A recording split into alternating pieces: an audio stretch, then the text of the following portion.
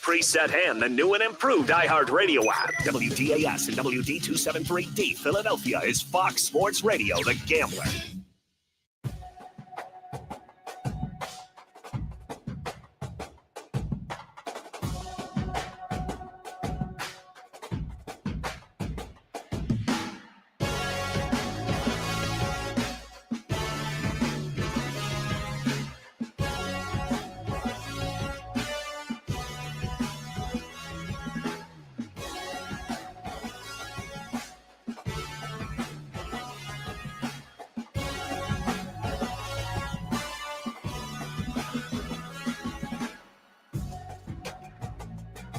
Ew, here we go, everybody. Daily Ticket with you on a Game 3 NBA Finals Wednesday. Hello, how you doing? Everything good? Beautiful day outside. Sun is shining.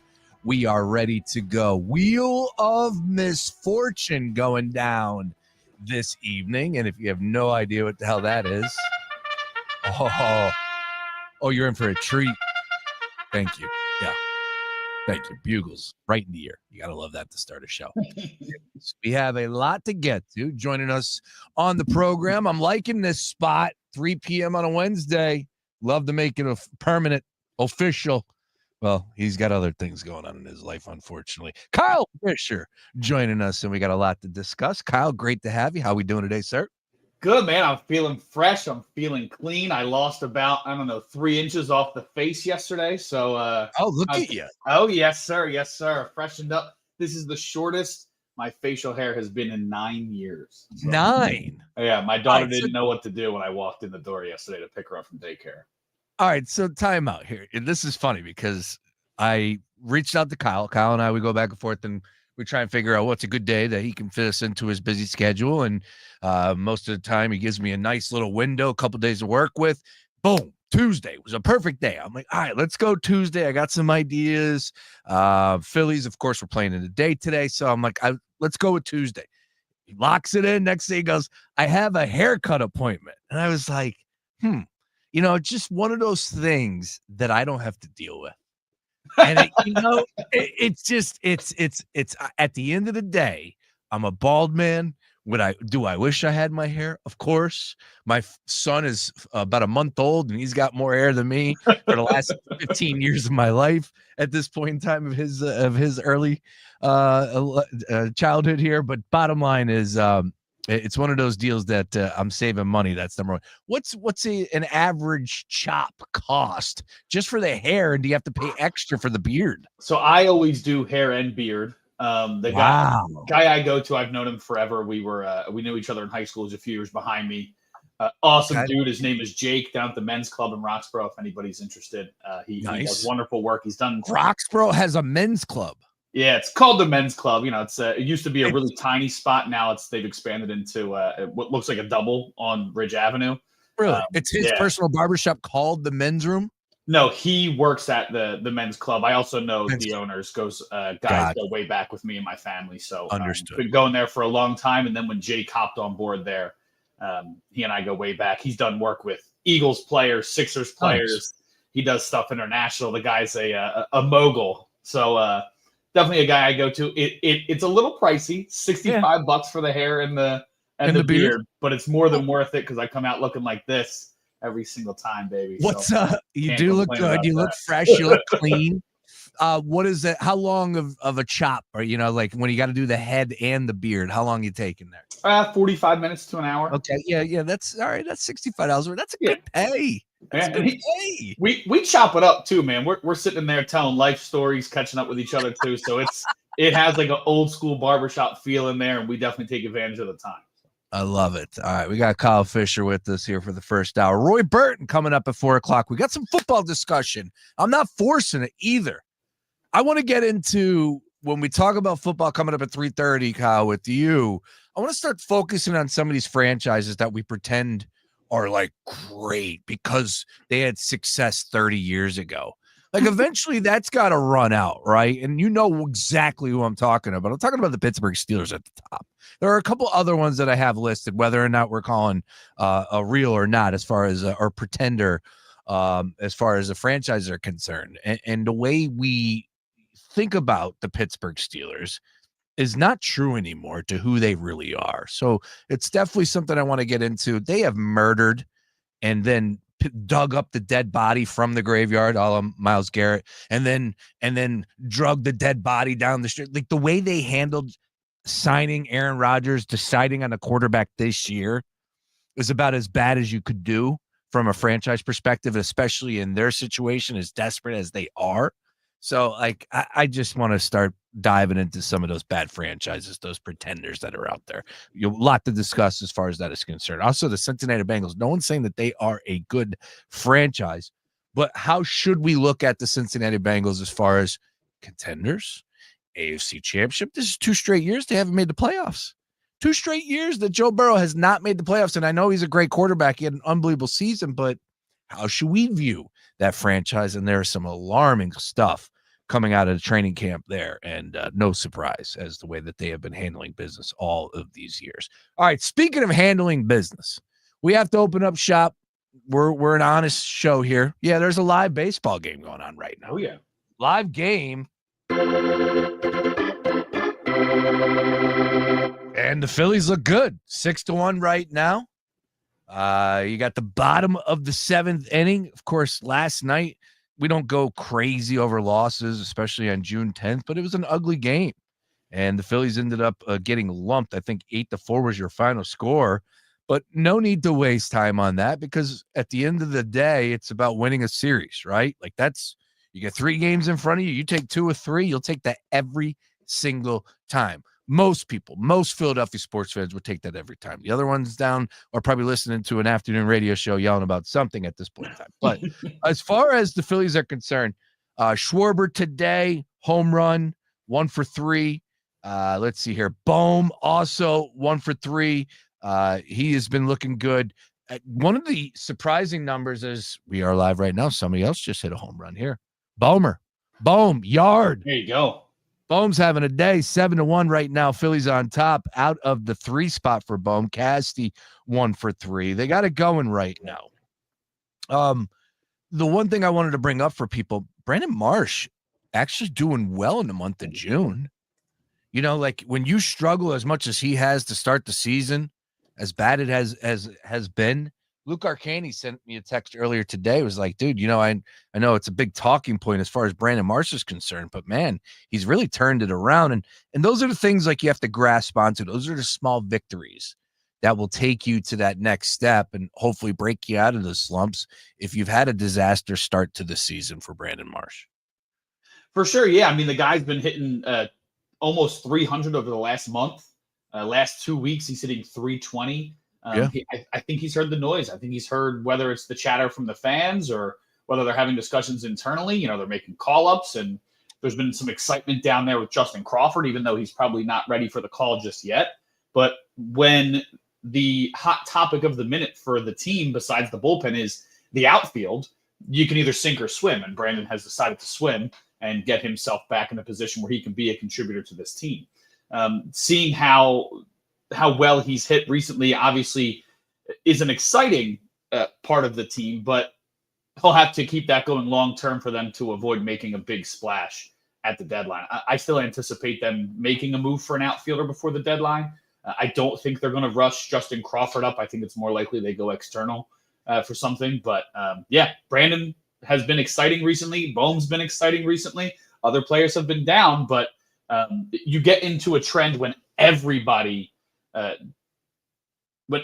struggles at once. That's when it becomes frustrating and challenging. So to see some of these guys starting to pick it up, even JT's been pretty good over the last week. So to see some of these guys starting to get out of that funk, it doesn't have to be everybody at once, but it is promising to see some guys starting to hit the ball. Yeah, Kepler had a little bit of a day yesterday.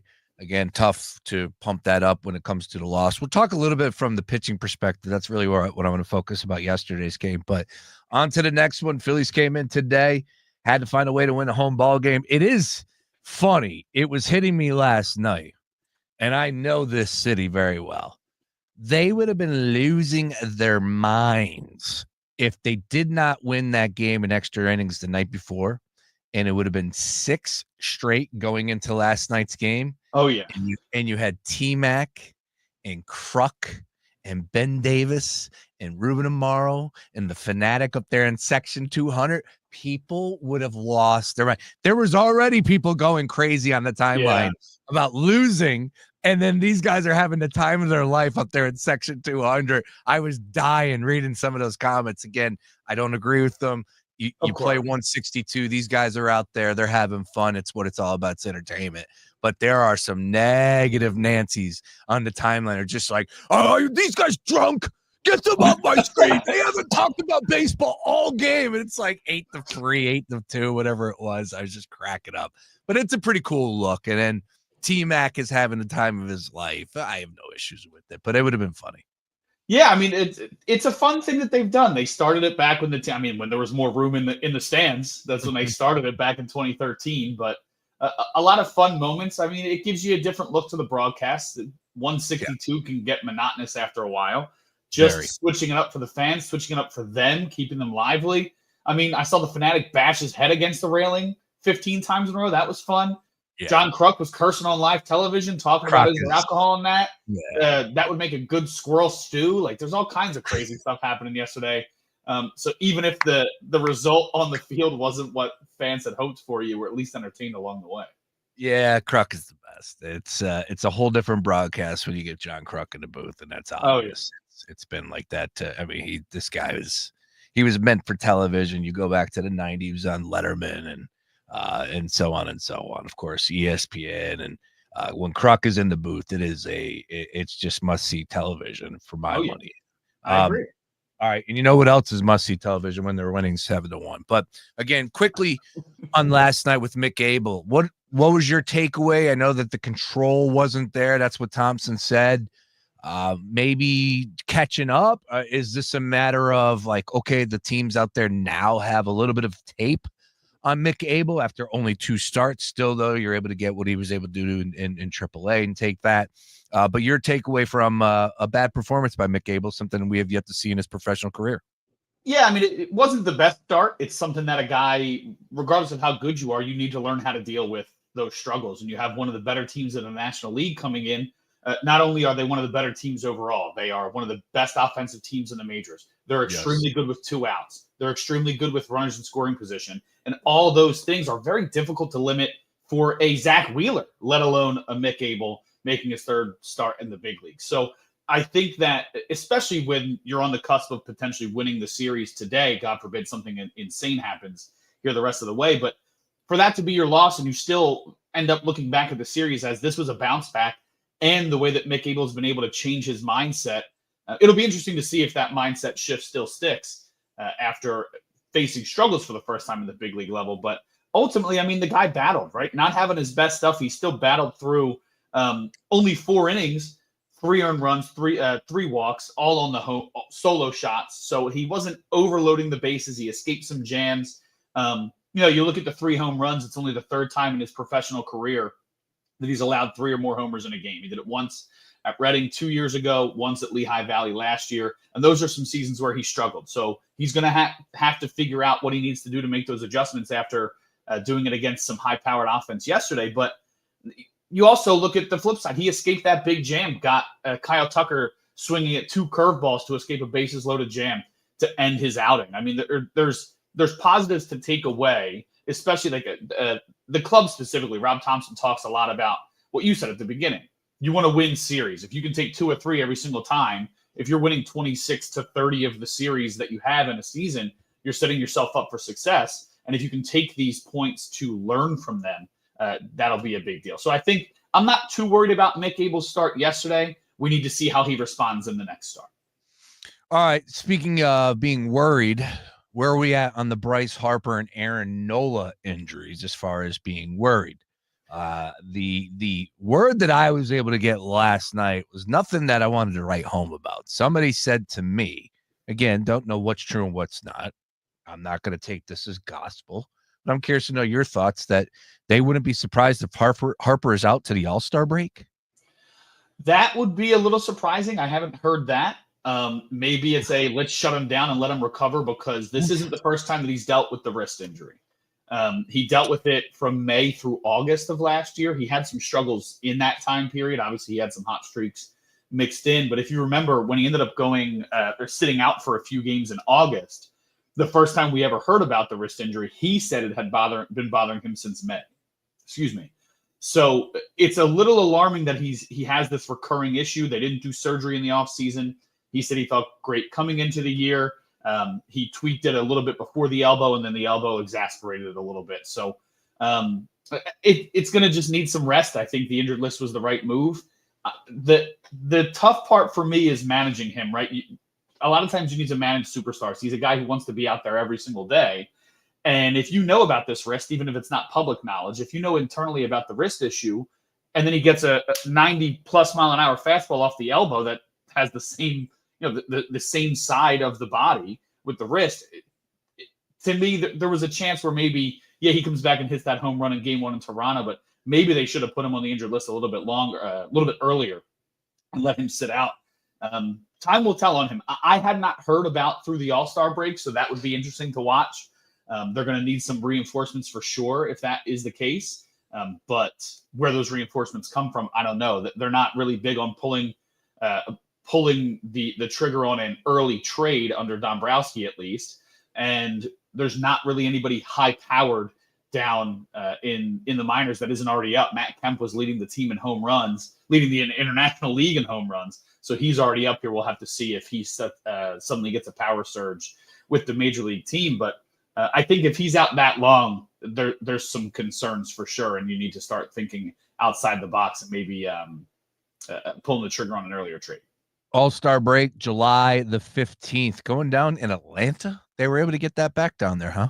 I guess so. Yeah. I mean, they what was it? They moved a few years ago because of some unrest, right? So correct. It's a nice stadium. I know that they've eyed it up quite often for events, so it makes sense that they're back there. I didn't get into the minutia on what went into those negotiations, but no, we get 2026, baby, right here in Philadelphia. Which yes, sir. Yes, sir. Unbelievable. What a year. Hopefully things calm down by then, and we'll leave it at that. Hopefully, yes. Hopefully. Yeah, we're all on the same page with that one. All right. Aaron Nola, the latest there. So before we get into Nola, just back to Harper, because that needs a little bit more emphasis here. Yeah. Sorry on that. Like you said, moves, of course. And this is one of the things that I wanted to get into yesterday. We talked a little bit yesterday with Luke Arcani. I wanted to ask you, what do you want to see now? The trade deadline, of course, we know that they're going to have to go out there and make a move, something. I know over these next couple of weeks, it will help you determine whether you need a bat, whether you need an outfielder, whether you need a pitcher, whatever it may be. But you'll find those determining factors over these next 5 weeks of play. Plus, because the trade deadline is until July 31st. But now is the time that could really take you out of a playoff race. Now is the time that could trip you up. And if you are able to turn in a 5-game losing streak or 9 out of 10 into losers of 17 out of 20, you don't know where you're at, right? Teams could be playing better. Next thing you know, you're fighting for a wild card spot. So these next 5-6 weeks are so important. So I wanted to ask you today, and this was before I heard the Harper news, what did you want to see from this team? What do you want to learn about this team over these next 4 to 5 weeks? But man, without Harper in the lineup, we just did a show last week where he returned, and I just was like, isn't it great when you get the superstar back into your lineup, A, and then B, what Bryce Harper brings to the mental for this team inside that locker room, that clubhouse, the calming factor that he is, just having Harper in the lineup at the field, involved. And here he is, possibly potentially out for another month. Again, the All-Star break is until July 15th. We're looking at June 11th right now, Kyle. So are you concerned, A? And then B, what do you want to learn? What do you want to see from the Phillies over these next 4 to 5 weeks? Of course, putting winning to the side. Yeah, I mean, they need to stay steady. They need to. It's not winning, but they need to be in every series. You can't have series where you're losing the first 2 games and you're trying to scramble to fix the next one. I want to see some consistency in the bullpen, but that's very unlikely. They've been changing a lot of names recently. Carlos Hernandez just DFA'd either after yesterday's game or this morning. Michael Mercado hasn't been great at AAA, wasn't great in the little taste he got last year. So obviously you want to see some bullpen consistency, but from the lineup, while Harper's out, I want to see someone, especially a right-handed bat, step up in a big way. Whether it's Alec Bohm, we saw what he's done today, big game from him. Nick Castellanos, can he take it up a notch? He's been pretty consistent, but the slug hasn't really been where you would want it to be with from a guy with his prowess. And then can JT pick it up a little bit? One thing, I was doing a deep dive the other day, just trying to look for something outside the box and talking to my brother about what are the things that they're good at, what are the things they're not good at. If you look specifically at how they do against left-handed pitching, they're in the upper echelon in almost every category in left-handed pitching. But when you split it out and look at how they perform against left-handed starting pitchers, they're near the bottom of the league in every single category. They seem to really dominate a team's left-handed reliever who might not be their closer, but they really struggle. In early season trends that they struggled against starters. One way you cannot struggle against a left-handed starter is by a right-handed bat coming up big and really dominating left-handers. So I'd really like to see, while he's out, who can take that next step in their game. Can Bohm return to a guy who's hitting 330 with runners in scoring position? Can Castellanos turn some of these singles into doubles? And I don't mean where he's trying to stretch an obvious single into a double and get thrown out at second like he did the other night. I mean, can he take one that floats in front of the right fielder and push it down the line for a guaranteed double? Those are the kind of the things that we want to see from him. JT hasn't been hitting all that great in the last about 2 weeks. He is hitting around 250.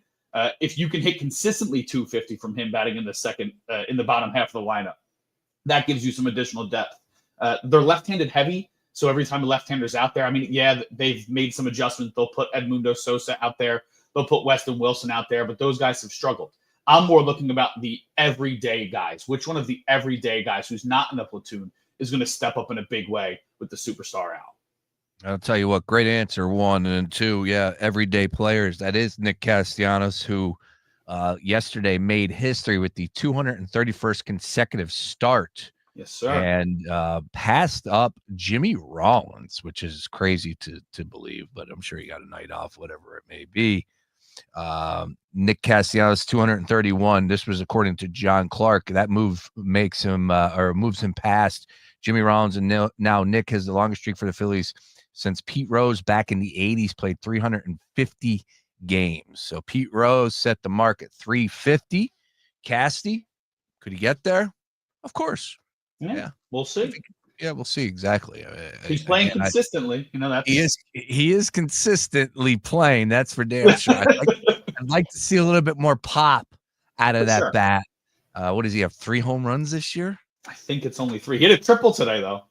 All right. A triple. I mean, it went up the top of the fence, but he hit a triple nonetheless. So yeah, I would like to see just a few more home runs from Nick Castellanos. I think we'd be all in agreement on that one. All right, Aaron Nola.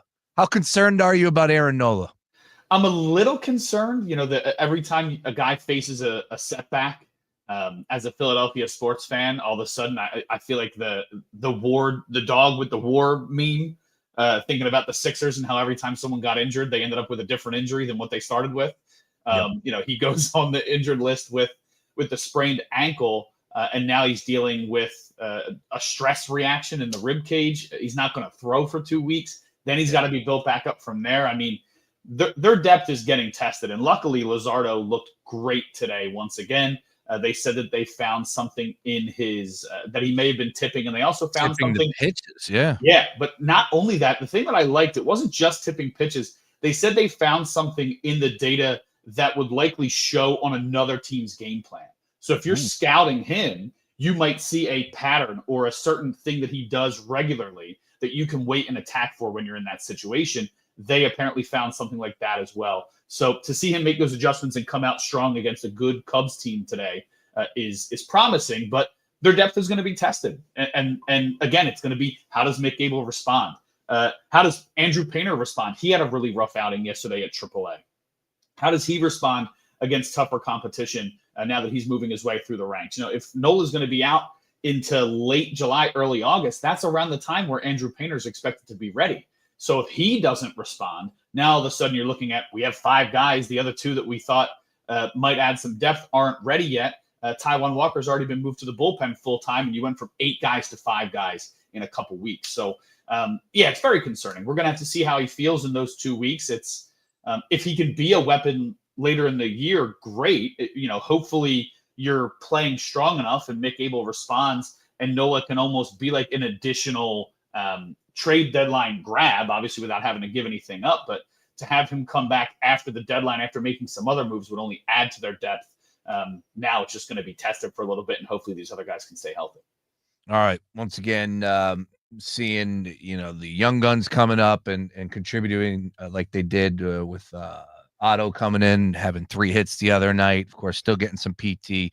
We'll see who else is going to get an opportunity to shine, as we were just discussing with Bryce Harper being on the mend for a little bit more longer than what was expected. Aaron Nola, of course, Mick Abel. Now that opens the door for him to continue and hopefully get back on track after what took place last night.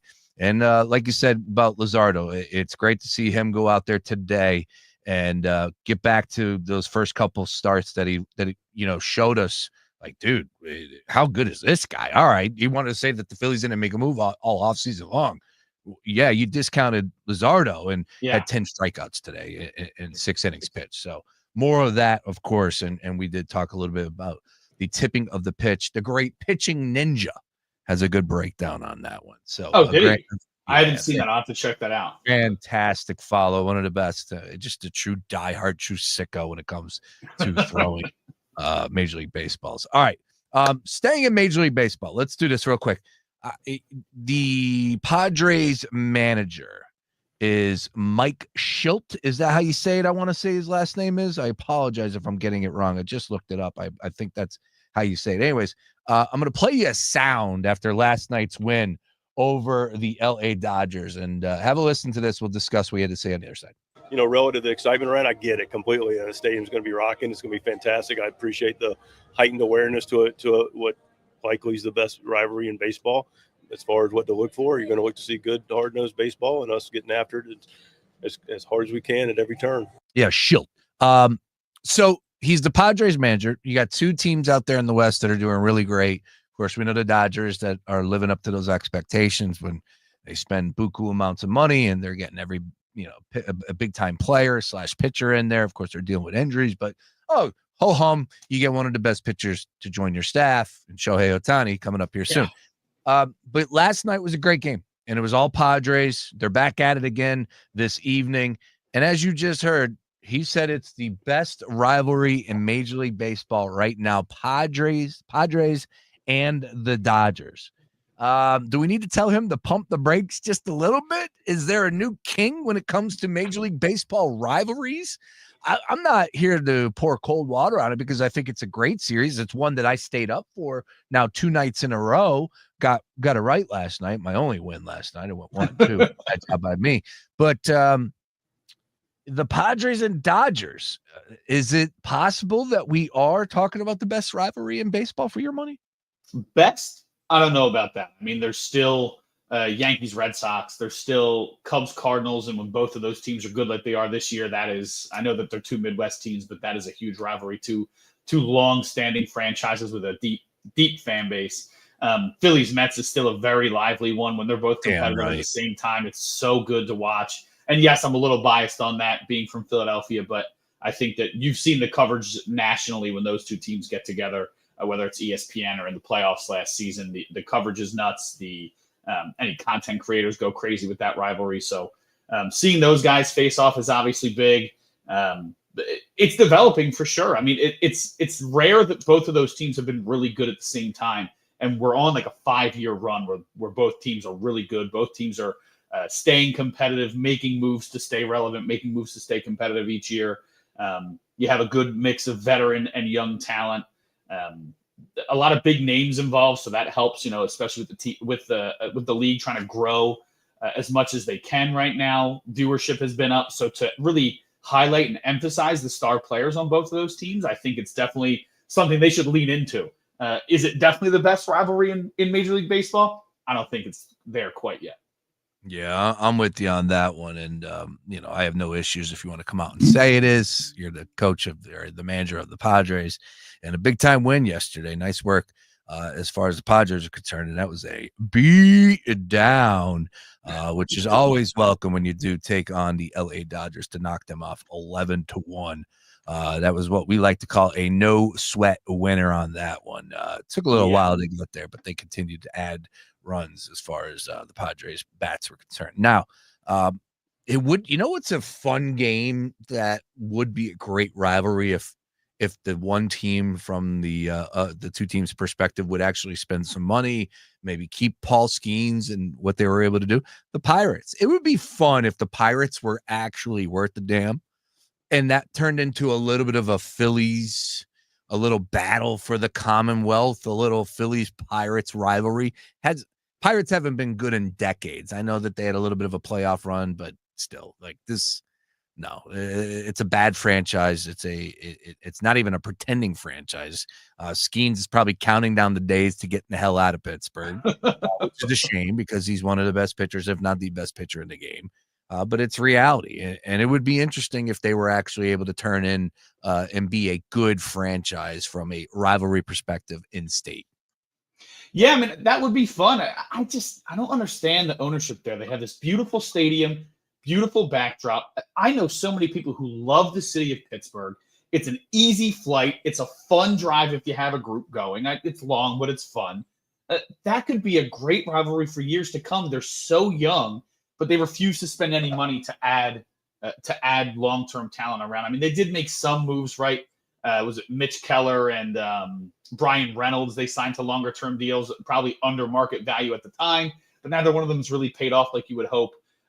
You'd think that with Paul Skeens and Bubba Chandler's the next guy who they're going to go to shortly, I would think that they would want to start investing in some veterans. So maybe that changes this offseason, but their track record would say otherwise. I wouldn't hold my breath if I was a Pirates fan waiting for them to get competitive, but man, that would be a fun rivalry. And do you remember how electric that stadium was and those broadcasts were back in 2015 and Kutch's first go around with them when they made the playoffs? That was so much fun to watch, to see that stadium bumping the way that it should be. So obviously that would be exciting, but I'm not waiting for it to happen anytime soon.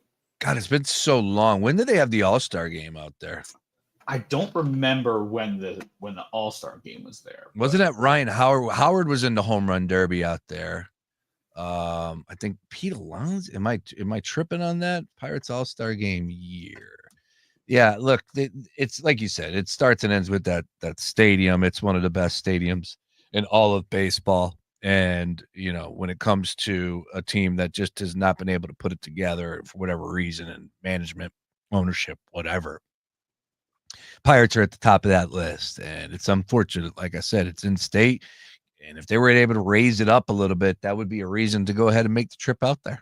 Quick little trip. A lot going on in Pittsburgh this weekend, too. U.S. Open.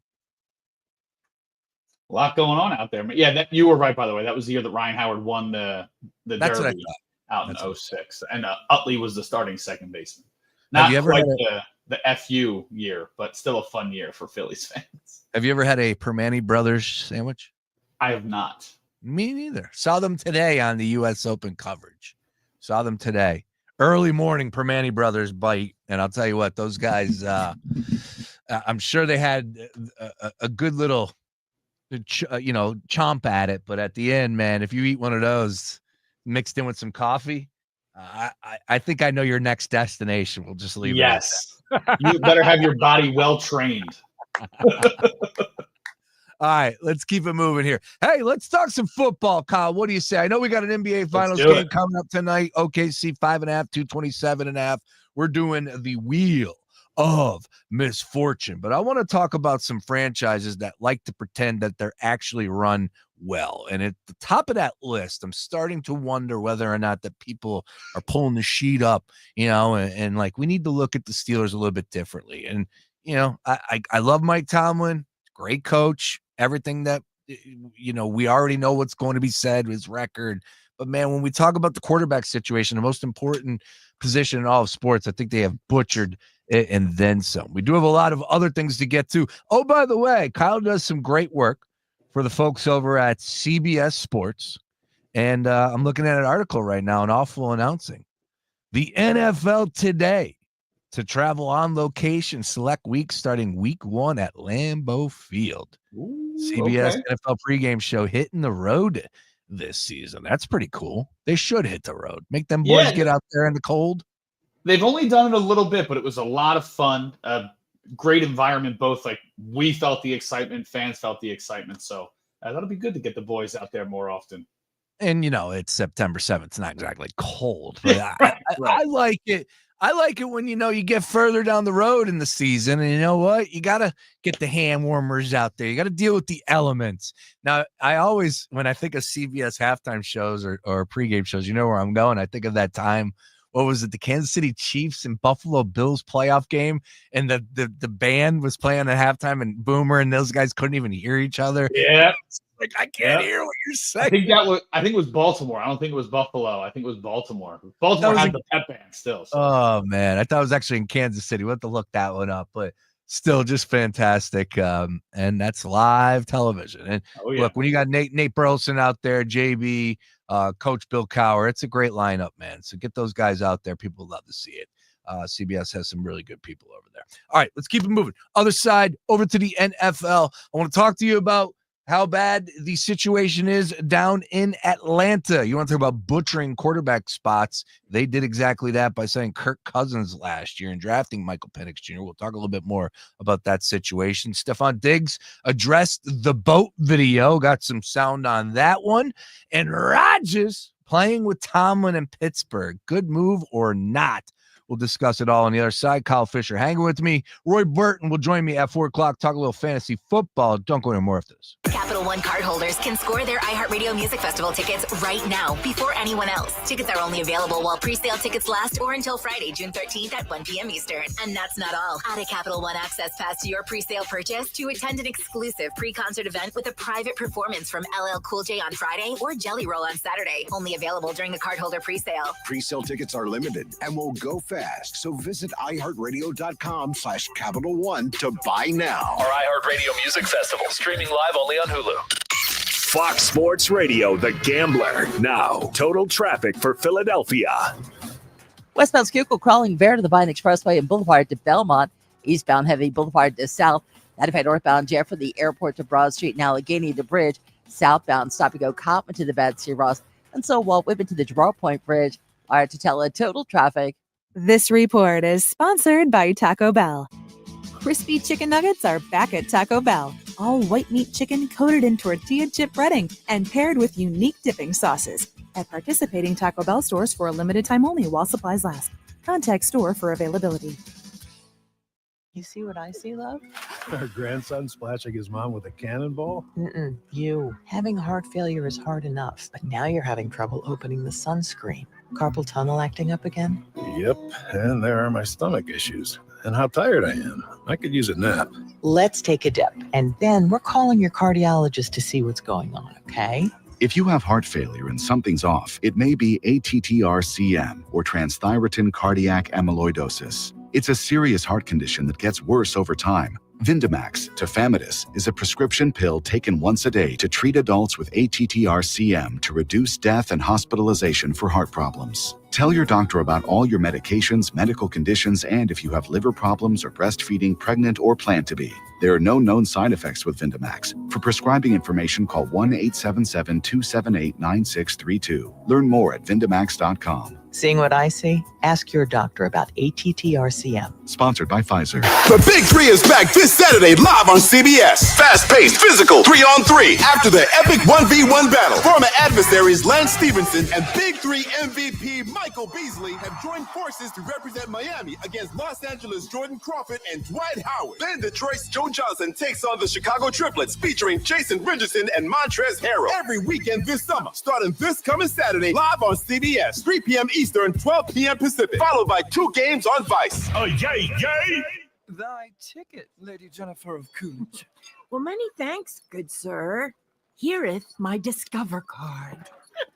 They accept Discover at Renaissance fairs? Yeah, they do here. Discover is accepted at the places I love to shop. Getteth with the times. With the times? You're playing the lute. Yeah, and it sounds pretty good, right? Discover is accepted at 99% of places that take credit cards nationwide. Based on the February 2024 Nielsen report. Meta AI is the personal AI that's tailored to you. Now with its very own app. It's built to get to know you, offering helpful answers and inspiration. If you're looking for something to add to your bucket list, Meta AI goes beyond traveling the world. It remembers you're a basketball fan and suggests you attend one of the playoff games. Just start typing or speaking to get the answers you need, wherever, whenever, because Meta AI is your personal AI. Download and try the app today. Now available on the Apple App Store or Google Play.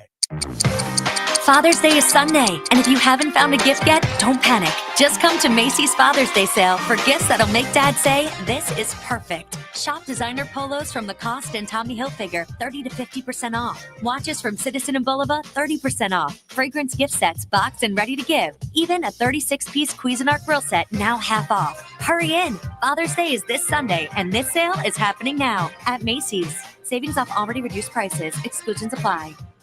Do you own or manage a business here in Philadelphia? Are you unsure where to start when it comes to advertising? Well, here's a surprise. Fox Sports The Gambler, your local iHeart station, is the one place you can get it all. Hey, it's Sean Brace, and we can help with everything from radio and podcast ads to social media and digital. And we can even get local voices like mine spreading the word about your business. So if you're looking for someone to take care of it all, do yourself a favor right now. Call 844-844-iHeart or visit iHeartAdvertising.com today.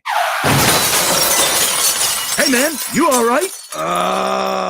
Need me to call 911? No, call Top Dog Law. Get top dollar for your accident at TopDogLaw.com. Once again, that's TopDogLaw.com.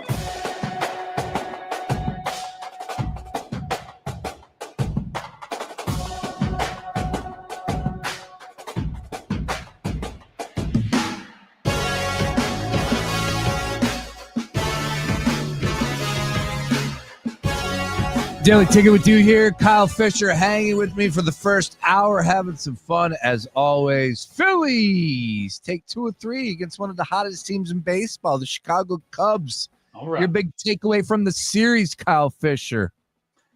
Just a nice rebound. Good to see strong pitching. Wheeler being back, rebounding against a big team after a little bit of a struggle there.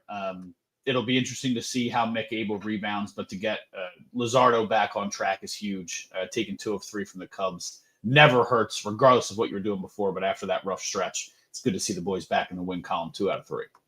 And the Phillies will have the day off tomorrow. A much-needed day off. Yes, sir. Much needed. Sir. They have really abused the bullpen this past stretch. So much needed, much earned day off after taking the series. That's right. And then they have the Blue Jays coming into town for 3 on Friday, Saturday, and Sunday. Hey, shout out a Beef Up Front tailgate Saturday. We still talking about rain. I haven't checked. You know, I get it. It's a beautiful day outside. No one wants to hear about this. It's Dad's weekend, bro. What do you got going on this weekend? Happy Father's Day, early Father's Day to you. Thank you very much. Same to you. I actually have tickets for Saturday's game, so maybe we can come down early and see you guys. Yes, we're going to be right behind Xfinity Live on the grassy knoll right there. Yeah, up against the fence. You can't miss us. It's going to be we'll come check it out. One old guy and about 100 young people. All right, the old guy is going to be controlling the party. Anyways, yeah, it's looking like a 32% chance of rain. Whatever. I'll have the tarp. I'll have the easy up ready to go. But it is supposed to be nice tomorrow. Hot one tomorrow, 92, and then 85. I'm playing golf on Friday. Use the day again. I say, you know what? Got these vacation days. They're not going to get used if I don't use them. Exactly. Let's go ahead and pop that in. So Friday playing some golf with the boys out there. Dad's weekend. All right. So Blue Jays coming in. Beef Up Front tailgate. Come one, come all on Saturday. We'll be out there at noon all the way up until first pitch, which will be at 4 o'clock, 4:05, whatever it is. Kyle Schwarber bobblehead day for kids under 14. How about that? Okay. All right. Nice. I like Why it. do kids under 14 always get the good stuff? Back in my day, Kyle, back in our day, excuse me, didn't we all go home with a bobblehead? I thought it was for everybody back in the day. So like certain things like little kid lunch boxes, sure, but bobbleheads used to be for everybody. Now apparently they're a kid's toy. That Charlie would speak differently. That's what I'm saying. Charlie Manuel right there. I got that, and I was definitely above. Was I above 14? Probably above 14 when they handed that bad boy out. So I went to a game a couple years ago with Mother's Day weekend, if I'm not mistaken, or it was a Mother's Day present that was paid off later. And we walked out of there with 5 Brad Lidge bobbleheads. Now there was 5 of us. Here. Everybody got one.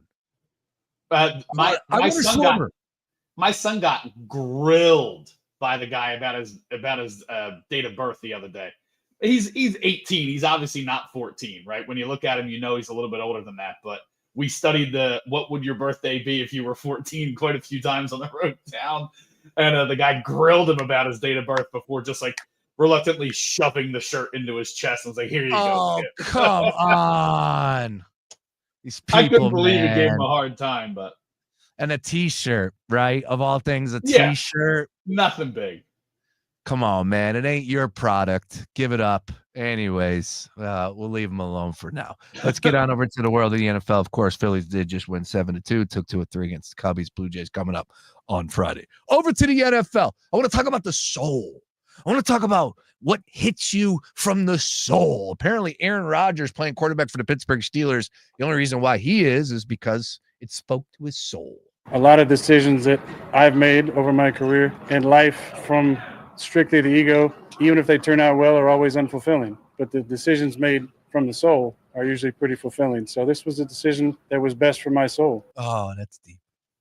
That's deep. I need the harp. Underneath that one. Look, Rodgers is going to be 42, right? I think when the season gets going, 41, whatever it is. He's not getting any younger. I don't think that the offensive line is going to be all that good. Weapons, DK Metcalf, and then who else?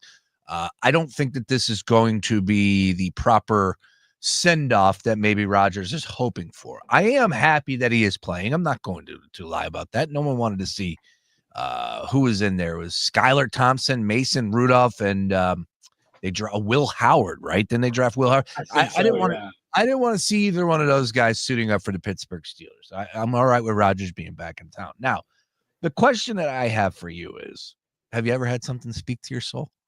I mean, not like that. This guy is, he is something. I don't know how else to describe it. He got married. He's been doing ayahuasca, getting married. That will change you. In long-term relationships, suddenly breaking up. He's got family problems. The guy has a lot going on up here. But part of what goes on up there is some football genius. And we'll see this season if he has a little bit left. That was the funniest part to me was the announcement video. Normally, when you put out an announcement video, hey, we signed this big name guy, it's all excitement. It's like, look what he's done, multi-time MVP, blah, blah, blah. Well, part of it, even in the Steelers announcement, was, does he have it left in the tank? I was like, even they are like, yeah, this dude's old, man. We're kind of grasping at straws here, hoping. Yeah, I don't know. I didn't understand it, but I didn't understand why it took so long. It seemed that they were pretty zeroed in on him long term. And if you're zeroed in on a guy who has 1, maybe 2 years, then why are you trading George Pickens? I don't know. There's a lot of questions about the way that team has handled their offseason. But there you go. Right on a tee. Perfect segue is, we talk about this Pittsburgh Steelers team in like such a manner, and they deserve the respect from what they did with the steel curtain, Bradshaw, one for the thumb, right? Did they win 5? Did they got 6 Super Bowls, 5 Super Bowls, whatever it is? Like 6, we 6 is a 6. We know Ben Roethlisberger had a great run. We know that the Pittsburgh Steelers at one point in time, multiple times over the past few decades, is one of the best franchises in football. But is that past? And how long do you keep bumping that out there? Does that not go away? Kind of like how people consider America's team to be the Dallas Cowboys, right? Because I'm looking at this Pittsburgh Steelers franchise right now, and I don't see greatness. I don't see a lot of getting things right. Let's just start there, because you look at what they had with the opportunity, and whether we want to believe it or not, let's just go with some of the rumors. Apparently, Justin Fields was their number 1 guy this offseason, who, oh, by the way, was on your team last year, and you pulled him when you had success. So maybe they didn't have their heart set on Aaron Rodgers and it, desperate spot where they had to sign him, and now here we are, and that might have been the wait. But I feel like they have butchered this quarterback situation. There's no way that Tomlin could be looking himself in the mirror going, we're a playoff contender We are a more than a playoff contender. We are a potential team that you need to look out for come December/January into February with Rodgers in there or Mason Rudolph or Skylar Thompson or Will Howard, whatever it may be. The weapons on the offense, not there, except for DK Metcalf. Yeah. Like, this franchise, I don't know. I think they're living off of what they did in the heyday / Ben Roethlisberger, which wasn't all that long ago. But, man, they have really butchered this quarterback situation and now end up with Aaron Rodgers at the age of 41. Well, it's tough to have consistent quarterback play in this league. We've seen it over year after year. Teams struggle to find the right guy, the guy that's going to fit their system. Is their system the right thing they should be running? When you have a long-term coach like this, their last 3 coaches have been really long-term coaches, but when you have a coach like Mike Tomlin, who's widely respected by veterans, who has a great track record, it's easy to trick yourself into thinking, yeah, we're that same team. We're just one piece away. We're just X away. But they weren't a roster that was a quarterback away. When I heard people talk about the Steelers, nobody thought, man, if they had insert decent quarterback who might be available, they're just as good as the Eagles or the Niners or the Ravens, who are considered the best rosters top to bottom in the league. They weren't even in that conversation. I mean, they still play defense well, even without some of the flashy names. We know TJ Watt, but we'll see how that contract situation plays out. But they have played defense well, and that has carried them, but they're not stellar on defense. They're strong on defense, not stellar, and they're definitely not stellar on the offensive end. Bring in one weapon, lose another, and then you have to scramble to find your quarterback. Yeah, it's living off. It's not quite to the level of people who talk about the Cowboys as one of the best team, and I can tell them to go pull out their VHS tapes to see the last time they had glory. But it's in Blu-ray territory. You can't exactly hop on a streaming site easily and see some success from the Steelers. So obviously that's coming from an Eagles fan who's been blessed lately and would be in that exact same conversation had it not been for this recent run. So it's struggle.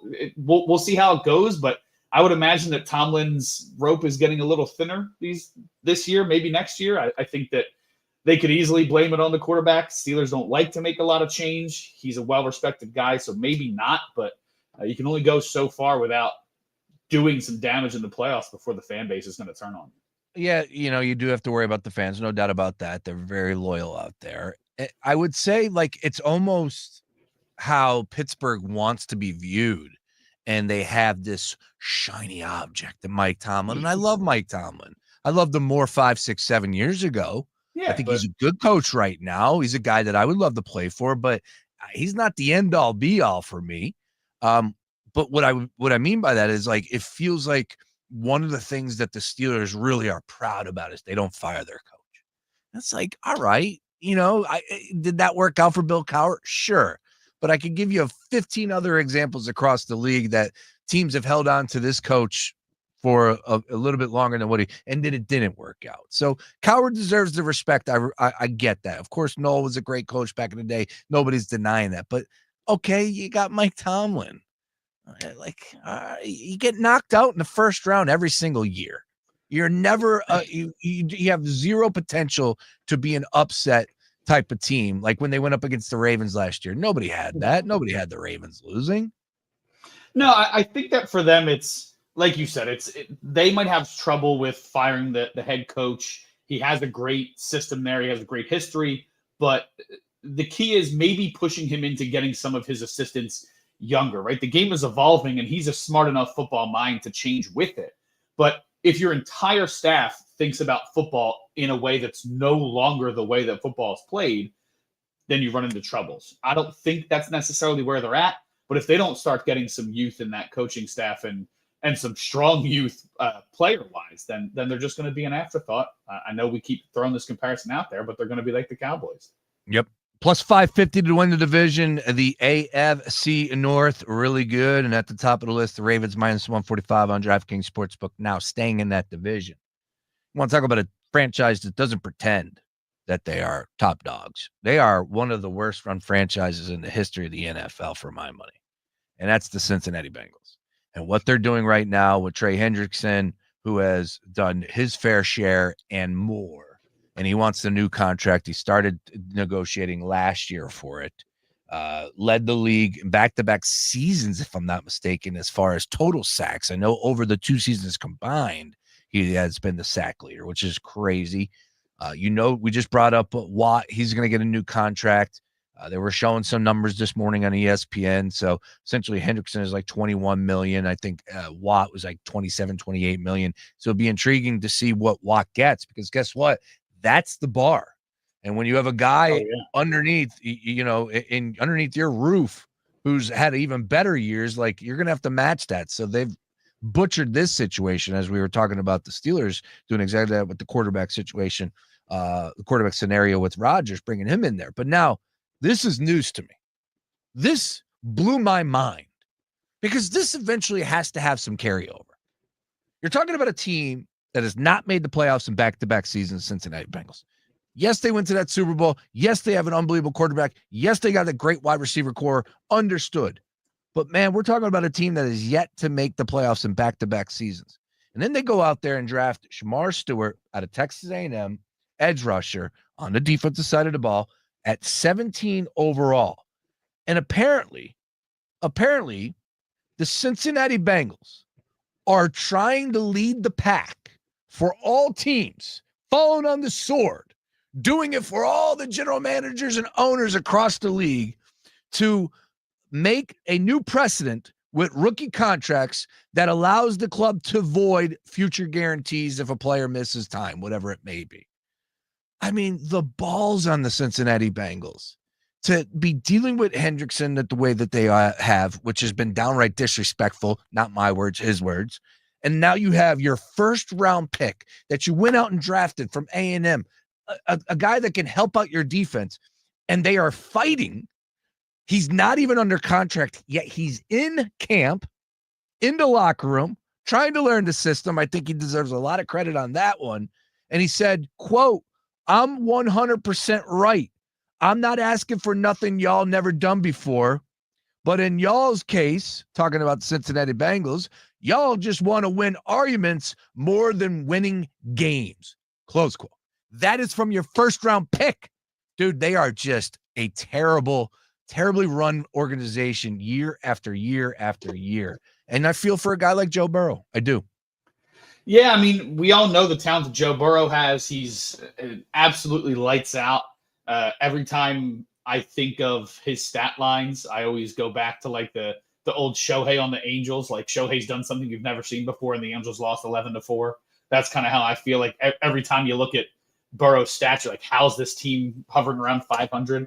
They don't have an offensive line to protect them. Their defense, even when it's good, there's no depth. And then they seem to penny pinch despite the NFL being as strong as it's ever been, and them having exciting players that you want to watch. So I don't know what they're doing as far as the defensive ends are concerned. Obviously, we know that Hendrickson's been shopping himself, and there's going to be mega money involved there.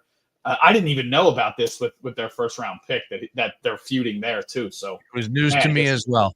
Not a good look for a franchise that looked as promising as one could look, and just has not taken advantage of this window that they have with top tier talent on the offensive end. Cincinnati Bengals making the playoffs this year? Oh man, I don't know.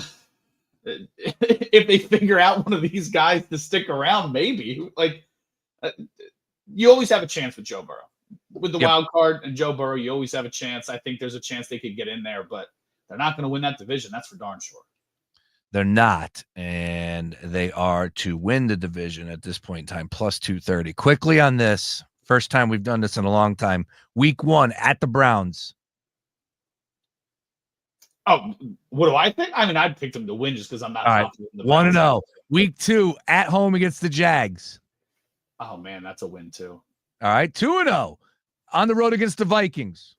Loss. All right, 2-1 on the road against the Broncos. Also a loss. 2-2. Play really good at home. At home against the Lions. Loss. Lions 2-3. Dangerous. On the road against the Packers. Ooh, I'll say a win. I'll say a win. 3-3. First matchup against the Steelers at home. That'll be a win. No offense. 4-3. Jets at home. That's a win. 5-3. Bears at home. Bears at home. I'm gonna go loss. 5-4. Interesting. Second round matchup against the Steelers on the road. Another victory. Another victory. All right. Wow. So that's 6-4 at this point in time. Patriots at home. That's a win. They might be more of a playoff team than I realized. 7-4. Ravens on the road. First matchup. That's a loss. 7-5. Bills on the road. Loss. 7-6. Ravens at home. Loss. 7-7. Bengals on the road against Miami. Win. 8-7. At home against the Cardinals. Ooh, win. Wow. I did this to myself. 9-7. And then they close up shop against the Cleveland Browns, and Shedeur Sanders is the quarterback. Gotta win to get into the playoffs. What do you say, Kyle Fisher? I'm going to go loss. I'm going to say they finished 9-8. I don't know if that's going to get them in. Probably but a tough not. AFC. Great stuff, Kyle. Always great to have you in here for the first hour on a Wednesday. Love it. Let's rock and roll with it, please. Kyle Fisher 45 on all things socials, where you can find him. Read him over at the Philly Sports Network. That's at Philadelphia SN. What do you got cooking? What do you got to plug here, sir? Right now, the thing that I'm working on, I'm going to go looking a little outside the box, go for specific needs. Data-backed needs at the trade deadline, focusing on 2-for-1 deals. So who can they target and get two positions of need? So a reliever and an outfielder. And so that's the next piece that I'm working on, is kind of taking a data look, deep dive, focused on right-handed bats and getting 2-for-1 deals if they're available. Kyle Fisher 45. You're the best. Enjoy the rest of your day. Good luck on any of those plays, and go Bengals. Thank you, sir. Good luck to them. Great stuff. Awesome job. Cousin Nikki checking in. Who retires first, LeBron or Aaron Rodgers? Wow. I'll have to think on that one. Great job, Cousin Nikki, on that question. Also, I got this gentleman, Mike, who follows, and he always loves to poke the bear, have some fun. And he says, I mean, if you routinely make the playoffs year in, year out, you are a good franchise, no doubt. That's the bar. That's the bar, making the playoffs. You know, all right, that's fair. But in Pittsburgh's situation, they are talked about much higher than just making the playoffs. They are, not lately, but when you think about the Pittsburgh Steelers, the history. That's a great run franchise. They got their coach for 47 years and have never fired him. Like, okay, show me something. And now you butcher this opportunity to maybe get Justin Fields, the guy that you wanted, who was under contract in your roof. You pulled him. Who knows what's real and what's not? But then you end up with Aaron Rodgers at the age of 41, who really wasn't worth the damn last year. I was high on Aaron Rodgers like at the end of the season, but still, I don't think he's going to do much in Pittsburgh. I don't know. It's a good conversation. Again, pretending franchises that are masquerading out as around as a little bit better than what they really are on the inside. That's the conversation we just had there. You know what? Something I will dial up for Roy Burton. He joins me on the other side. We're going to continue with the football flavor here. We will mix in some NBA conversation, but all things fantasy with Roy Burton, quarterbacks. Let's talk some QBs. I want to know what he has to say about quarterbacks that we should be waiting for. Also want to get into a little bit of the divisions as well. We'll fire up DraftKings, take a peek at some of those odds. It's a daily ticket, more to this. Looking for sun protection that actually works and feels great? Wear SPF by PGA Pro Justin Thomas has you covered, both on and off the course. Dermatologist tested and sweat resistant. It's broad spectrum SPF that won't mess up your swing or your skin. From the first tee to everyday life, Wear SPF is a high-performance skincare collection that helps you protect yourself like the pros. It's par for the course. Shop now at wearspf.com and stay sun safe all year long. That's wearspf.com. Delco Steaks Folsom presents WWE legend Ric Flair and UFC star Tyron Woodley. Get your free photo with Rick and Tyron at the Celebrity Boxing Weigh-In at Delco Steaks Folsom in Ridley this Friday at 7 p.m. The first 100 people get a free meet and greet. Details at xrumble.com. Stay tuned to Fox PHL The Gambler for the latest CEOs you should know. We highlight Jennifer Lawson, President and CEO of Keep America Beautiful. Comcast Business, powering possibilities. Go to phillysportstrips.com today and book your next trip. That's phillysportstrips.com. Hey, it's Natalie Eganoff with your Philly Sports Trip Sports Minute, your fast break of everything Philly sports. This segment is presented by Philly Sports Trips. Book your next game day experience at phillysportstrips.com. 2025 NBA Finals are underway. The Eastern Conference Indiana Pacers take on the Oklahoma City Thunder from the Western Conference. The Phillies continue their road trip. They'll face the Pirates in Pittsburgh before welcoming the Cubs to town next week. Eagles added another player to their expanded roster during OTAs, announcing the signing of wide receiver Ify Adeyi on Thursday. He's the third player who was with the team on the tryout basis during their rookie camp in early May to sign. The season is creeping up. It's right around the corner. Have you gotten your trip yet? That's your Philly Sports Trip Sports Minute. Want to catch the game like a VIP? Tailgates Travel Tickets. They do it all. Check them out at phillysportstrips.com and make your next trip unforgettable. This Sports Minute was presented by Philly Sports Trips, premium travel and tailgating experiences for the passionate fans of Philadelphia. With exclusive parties, luxury tailgates, and VIP access to the best fan experiences around, go to phillysportstrips.com today and book your next trip. That's phillysportstrips.com. Hey, Joy. Oh, you are glowing. Oh, hey, more like Mira joyed that Miralax helped me go. I was so backed up. Tried mega coffees, prune juice, everything. Then Miralax. And hello, gentle relief without the harsh side effects. Ooh, how does it work? It works naturally with the water in your body for constipation relief. Find Miralax today at your local retailer. Use as directed for occasional constipation. Hurry in to DQ for their sauced and tossed chicken strip baskets with flavor from the top, bottom, and everywhere in between. Try them today in Honey Barbecue or New Buffalo, only at DQ. Happy tastes good, only at participating Dairy Queen locations. Hey, this is Lincoln Kennedy. Here's what's trending on the iHeart Sports Network. Presented by Mercedes-Benz. Phillies right-hander Aaron Nola, he'll be on his shelf for 2 more weeks now because of a rib injury. He's already been out the past month with an ankle sprain. Eagles owner Jeffrey Lurie is pledging $50 million to Children's Hospital of Philadelphia and Penn Medicine for autism research. And Olympic gold medalist Mary Lou Retton says she's committed to making positive changes in her life after she pled no contest to DUI in West Virginia. I'm Scott Davidson. The Mercedes-Benz Dream Days are back with offers on vehicles like the 2025 E-Class, CLE Coupe, C-Class, and EQE Sedan. Hurry in now through July 31st. Visit your local authorized dealer or learn more at mbusa.com/dream. It's the Daily Ticket with Sean Brace, 3 to 6 p.m. Monday to Friday. We've hit a crucial yet often overlooked stretch for the Phillies. Yeah, these next 6 weeks, not quite the dog days of summer just yet. Yes, the trade deadline looms large on July 31st, and the Phillies will be active. We all know that. But what kind of moves will they make? What kind of moves will they need to make? That's still to be determined. That's why this upcoming stretch matters so much. It will shape everything for Dave Dombrowski in the front office. Will they need an outfielder, a bullpen arm? Maybe both. That's what they need to figure out right now. We all love to play armchair GM. Go get this guy, add that bat. But the truth is, till the games are played and the deadline approaches July 31st, these are the guys that are currently on the roster who will have to make plays for the Phillies to win games. If you can wager on it, we're talking about it right here on The Gambler. My station, baby. Fox Sports Radio, The Gambler. Now, total traffic for Philadelphia. Good afternoon, Wednesday drive home, and we've got a lot of extra volume now from the Phillies game. The westbound Schuylkill crawling past Young to the Vine Expressway, and then further west, Jam Boulevard to Belmont, eastbound Stop and Go Boulevard to South.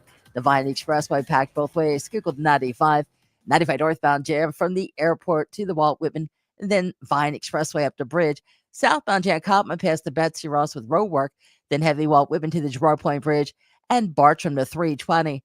Lara Tatella, total traffic. This report is sponsored by Dairy Queen. Hurry in to DQ for their sauced and tossed chicken strip baskets with flavor from the top, bottom, and everywhere in between. Try them today in Honey Barbecue or New Buffalo, only at DQ. Happy tastes good, only at participating Dairy Queen locations. Do you own or manage a business here in Philadelphia?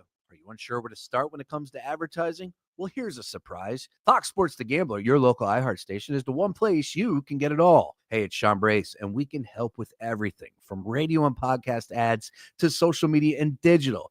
And we can even get local voices like mine spreading the word about your business. So if you're looking for someone to take care of it all, do yourself a favor right now. Call 844-844-iHeart or visit iHeartAdvertising.com today. Why'd I go to the doctor?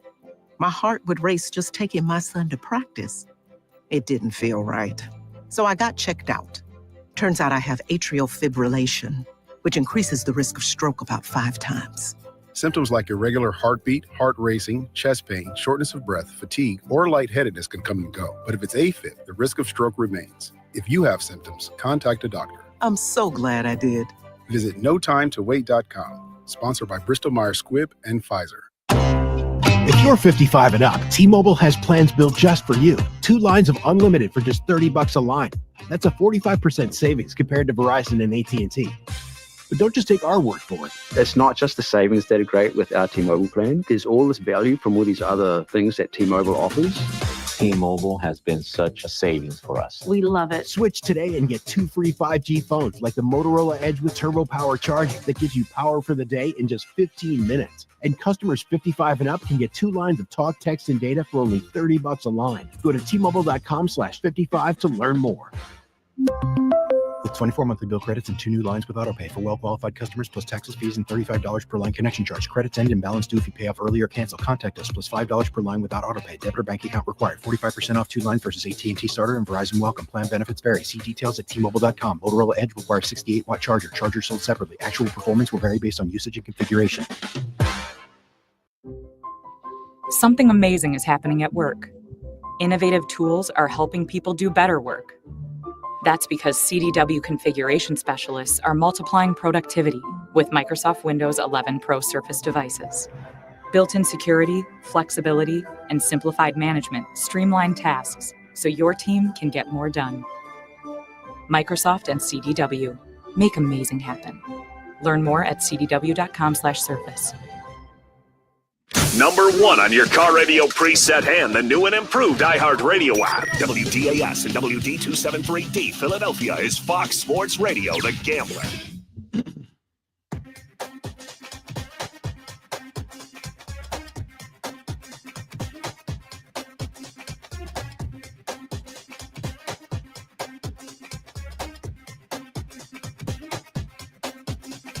Yes, indeed. Daily Ticket coming to you live. Hey, jam-packed day of programming into the night, boys and girls. We are off and running with the NBA Finals. Tonight, we're going to have some fun. We are going to roll out the Wheel of Misfortune. Yeah, it's right there on the audio. Visual, maybe you can see it. Still got to deck it out. I still got to throw it all up there. Yada, yada, yada. Anyways, it's going to be a lot of fun tonight. We got 14 ways to pay off a bet on the Wheel of Misfortune.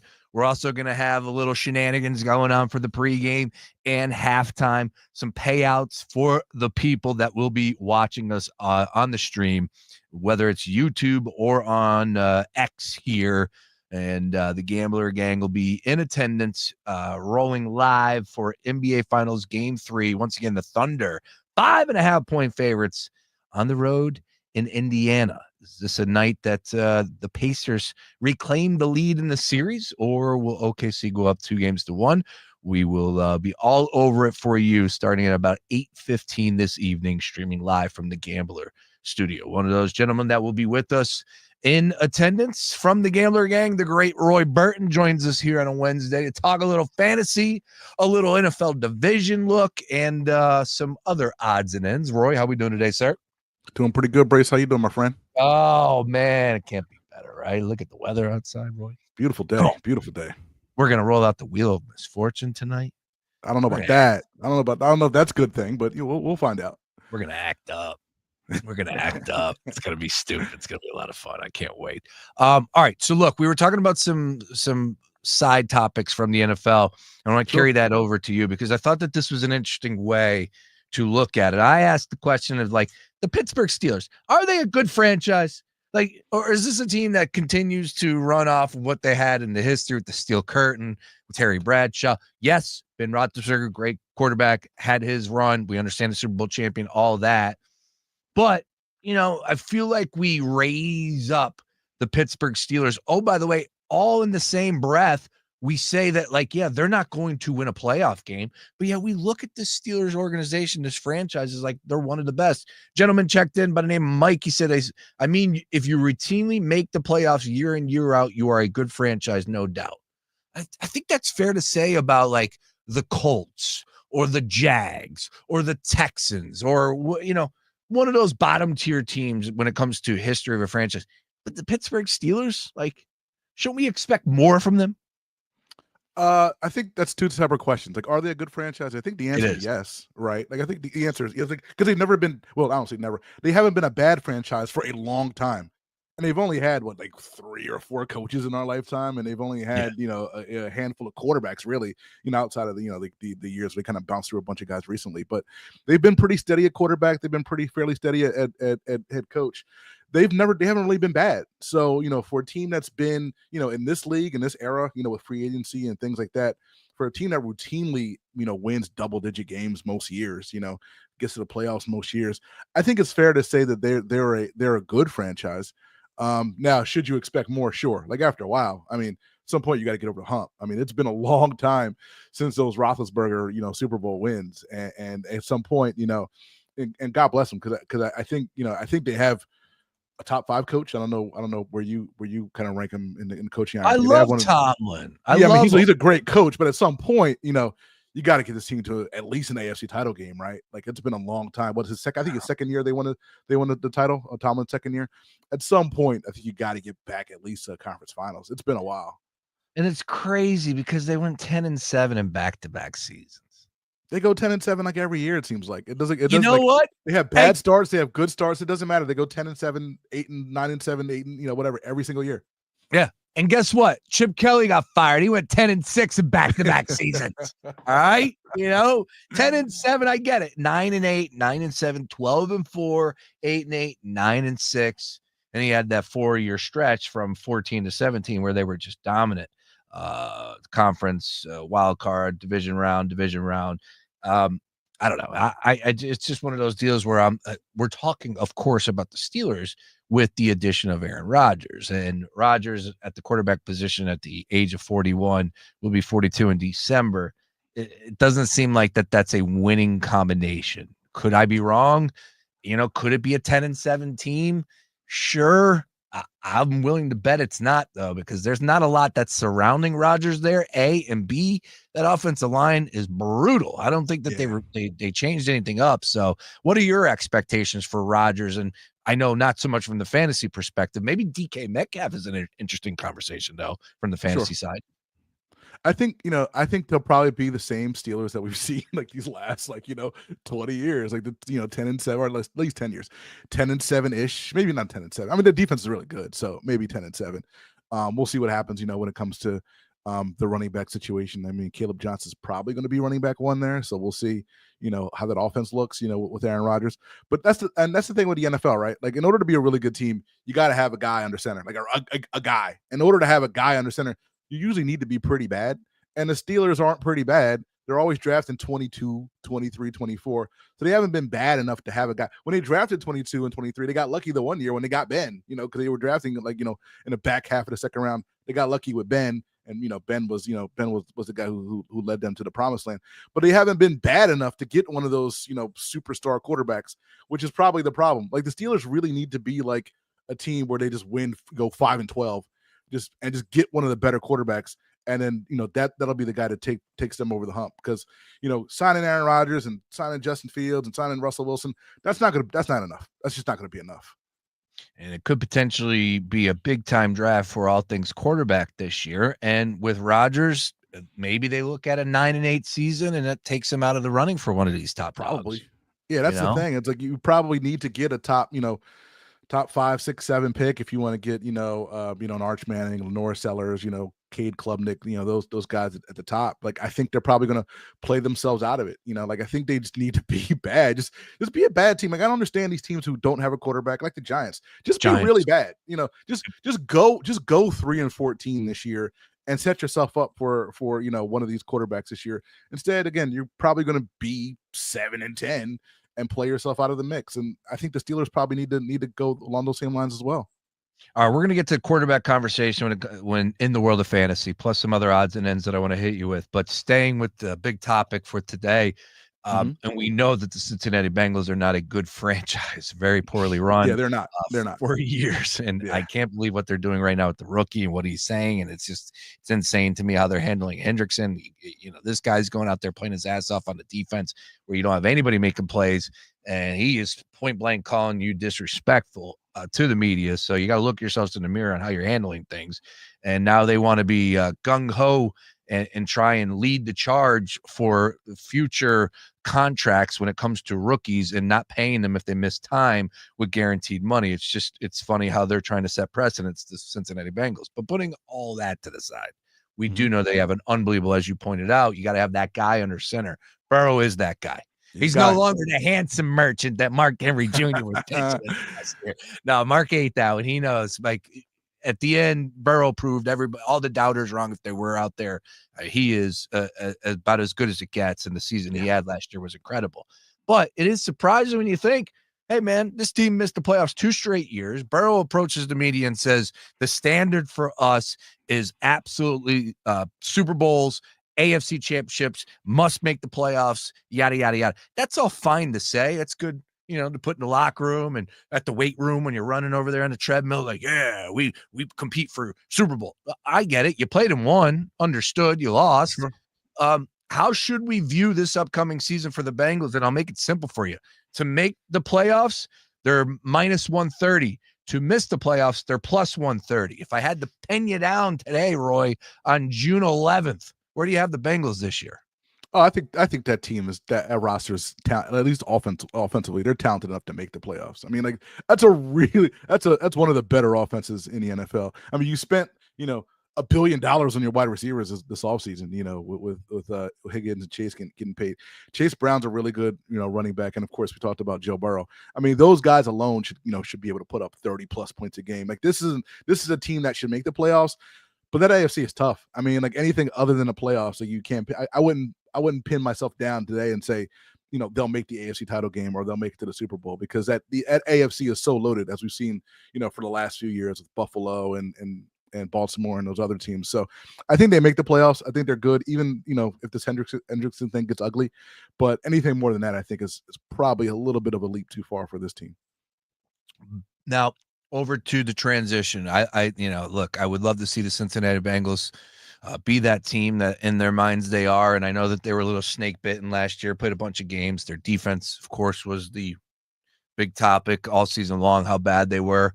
If I pulled up their schedule, I mean, there were games that were decided by 3 points where they scored like 35. And they lost. Like, come on, man, that's a tough pill to swallow. And as I said, the stats speak for themselves as far as Burrow is concerned. But let's stay with Burrow and the quarterback perspective here when it comes to fantasy.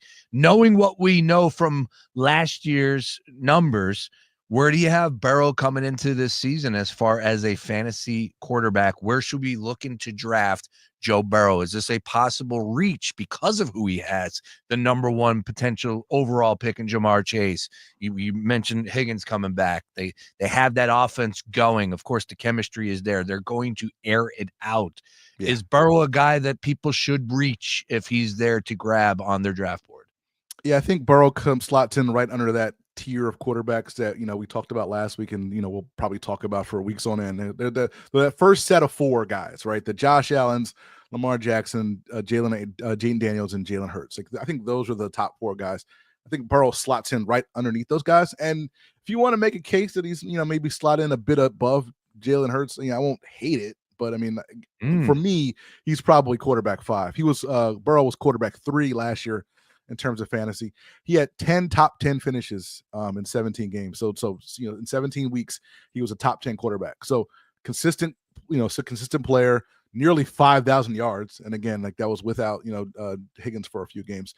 Just a fantastic quarterback. Doesn't give you a lot with his legs, but when you throw for 5,000, 4,900 yards and 43 touchdowns, like you don't have to run that much. So I think Burrow's a top five quarterback, slots in underneath those guys. I don't think you need to, if you're really committed to a quarterback, I think you should probably take Joe Burrow. Maybe I'm trying to think. 6-ish round, in the 12-team PPR league, maybe around that area. He's probably 6th round pick in most leagues. I would imagine maybe late 5th. All right, staying with quarterbacks here, Mahomes. I know we jabbed at it last week, but the question I would have is, he dealt with a ton of injuries at the wide receiver position last year, off the field issues as well. If they're able to shore that up, put all that to the side, Mahomes as a fantasy quarterback, it's a different discussion because Mahomes is about winning championships. Mahomes is about just, grinding the clock down, win, final, buzzer, whatever goes off, field goal up, they win. We know how it works with Patrick Mahomes. But when it comes to fantasy, what are your expectations for Mahomes and the Kansas City Chiefs wide receiving core this upcoming season? Yeah, and that's the thing about Mahomes, right? Like, back in years past, like he was one of the lock, first or second quarterbacks off the board, like, every single year, because that offense was a machine. Not quite a machine anymore, with a bunch of guys getting older, like your offensive line not being as good as it was before, Travis Kelce getting a bit older. All that said, I'll say that to say, I think Mahomes is probably slots in right under Burrow. I mean, I think he's still a very good quarterback. Xavier Worthy had a really good run last year after Rashee Rice got hurt, and Rashee Rice is back. Rashee Rice missed half the year after he got basically taken out by Patrick Mahomes accidentally last year. So you get a healthy Rashee Rice, you get a Xavier Worthy coming into his own. I think you can temper your expectations a bit on Travis Kelce, but I don't think he'll have 3 receiving touchdowns again. I think that was a little bit of an outlier. So I think he'll have a little bit of a better year. Hollywood Brown's going to be healthy. I think the problem with Kansas City is just that they were just so banged up last year. And with those guys, coming back and being healthy, I think Patrick Mahomes is he's still a top 6-7 quarterback. That's probably why, like, I'll say this. Like, I think Burrow was probably if you're going to, I won't say reach, but if you're going to take a quarterback in the first 5 rounds or so, I'd say Burrow's probably like the line. Like, I don't think I'd take anybody else other than Burrow and those other 4 guys within the first 5 rounds. If I'm in round 6 and I need a quarterback, I might just wait at that point and just get someone else, because I don't think I'd use a 6th round pick on Mahomes, even though I think he's a 6th best quarterback. I might wait on Mahomes and probably stock up at some other positions. All right. Well, this is an intriguing question because of what you just discussed there, as far as reaching and guys that you would do it for. And I'm curious because this is another guy that ripped it up last year that I did not see it. And we're talking about Baker Mayfield. With the Tampa Bay Bucks. Your expectations for Mayfield, do you think he's going to be able to duplicate what he was able to do last year in this upcoming season? What type of changes have the Bucks made that would be different from last season in your mind, still dealing with the injuries? I know Chris Godwin? Yeah, he got hurt. So what's Nasty the injury. late? Yeah, that was bad. So what is your expectations for Baker Mayfield and the Tampa Bay Bucks offense this year? Yeah, so I think there has to be like some sort of regression, right? I mean, he was quarterback 3 last year. Like he was tied with Joe Burrow in terms of fantasy points per game last year. I think it was like 22.5 fantasy points per game. Baker Mayfield and Joe Burrow were tied last year, and Joe Burrow was fantastic, as we just talked about. 4,500 yards, 41 touchdowns, 16 picks. 16 picks, and no Chris Godwin for half the season, as you talked about with that ankle injury. He had 12 top 10 performances, like 12 times he was a top 10 quarterback last year in fantasy. There has to be some sort of regression. Like, and again, we're not going to see Cleveland Baker Mayfield because he's turned the corner, right? Like, he's a good quarterback. Like, he's a very good quarterback. He's going to throw for 4,000 yards. He's going to throw for 35-ish touchdowns or whatever. So, and again, Jalen McMillan kind of came into his own a little bit last year. They used an early pick on Emeka Egbuka. So the wide receiving core should be fine, whether or not Godwin's ready to go week 1. I don't have many reservations about Baker Mayfield. Again, you're kind of going in order as far as my quarterbacks go, because I have Burrow, Mahomes, and Mayfield 5, 6, 7 right on my board. I mean, that's how I slot them. And I think, again, after the Burrow tier, I think you can wait a little bit on quarterback, but Baker Mayfield, if he's your starting quarterback, you're just fine. Talking to Roy Burton, we're mixing in some fantasy here in the midweek on the Daily Ticket. Of course, we got NBA Finals coming up. We'll be live tonight, Gambler Gang, streaming on all things socials. It is the Wheel of Misfortune. We got Buster from Q102 hanging out. It's going to be a lot of fun, so make sure you tune in. Coming up at 8:15, we're going to be wagering on the game, having a lot of fun. We'll get Roy's thoughts before he gets out of here on that one. Staying with quarterbacks, it's a hot button topic to discuss Jordan Love and the Green Bay Packers passing. This is a team that gets everybody's attention. And I love that division. I think the division has proved itself. We're going to talk a little bit more on the focus on the Detroit Lions as a whole on offense. But Jordan Love, right? Like, he is a guy that there are people down on, like, oh, you can miss me with that. And then there are people like myself that are, somewhat high, that think this guy is pretty damn good and he is calm in the pocket. And there's a lot of things that I do like about Jordan Love. How do you view him, and what are your expectations for Love in the Packers offense this year? So I like Jordan Love. I don't love Jordan Love. No pun intended. No pun intended. I don't love Jordan Love only because I'm not in love with any of those receivers. Like, there's no standout number one kind of, when they need, they need to matriculate the ball down the field. Who gets to call, right? Is it Jaden Reed? Is it Romeo Doubs? Is it Dontavian Wicks? They just drafted Matthew Golden.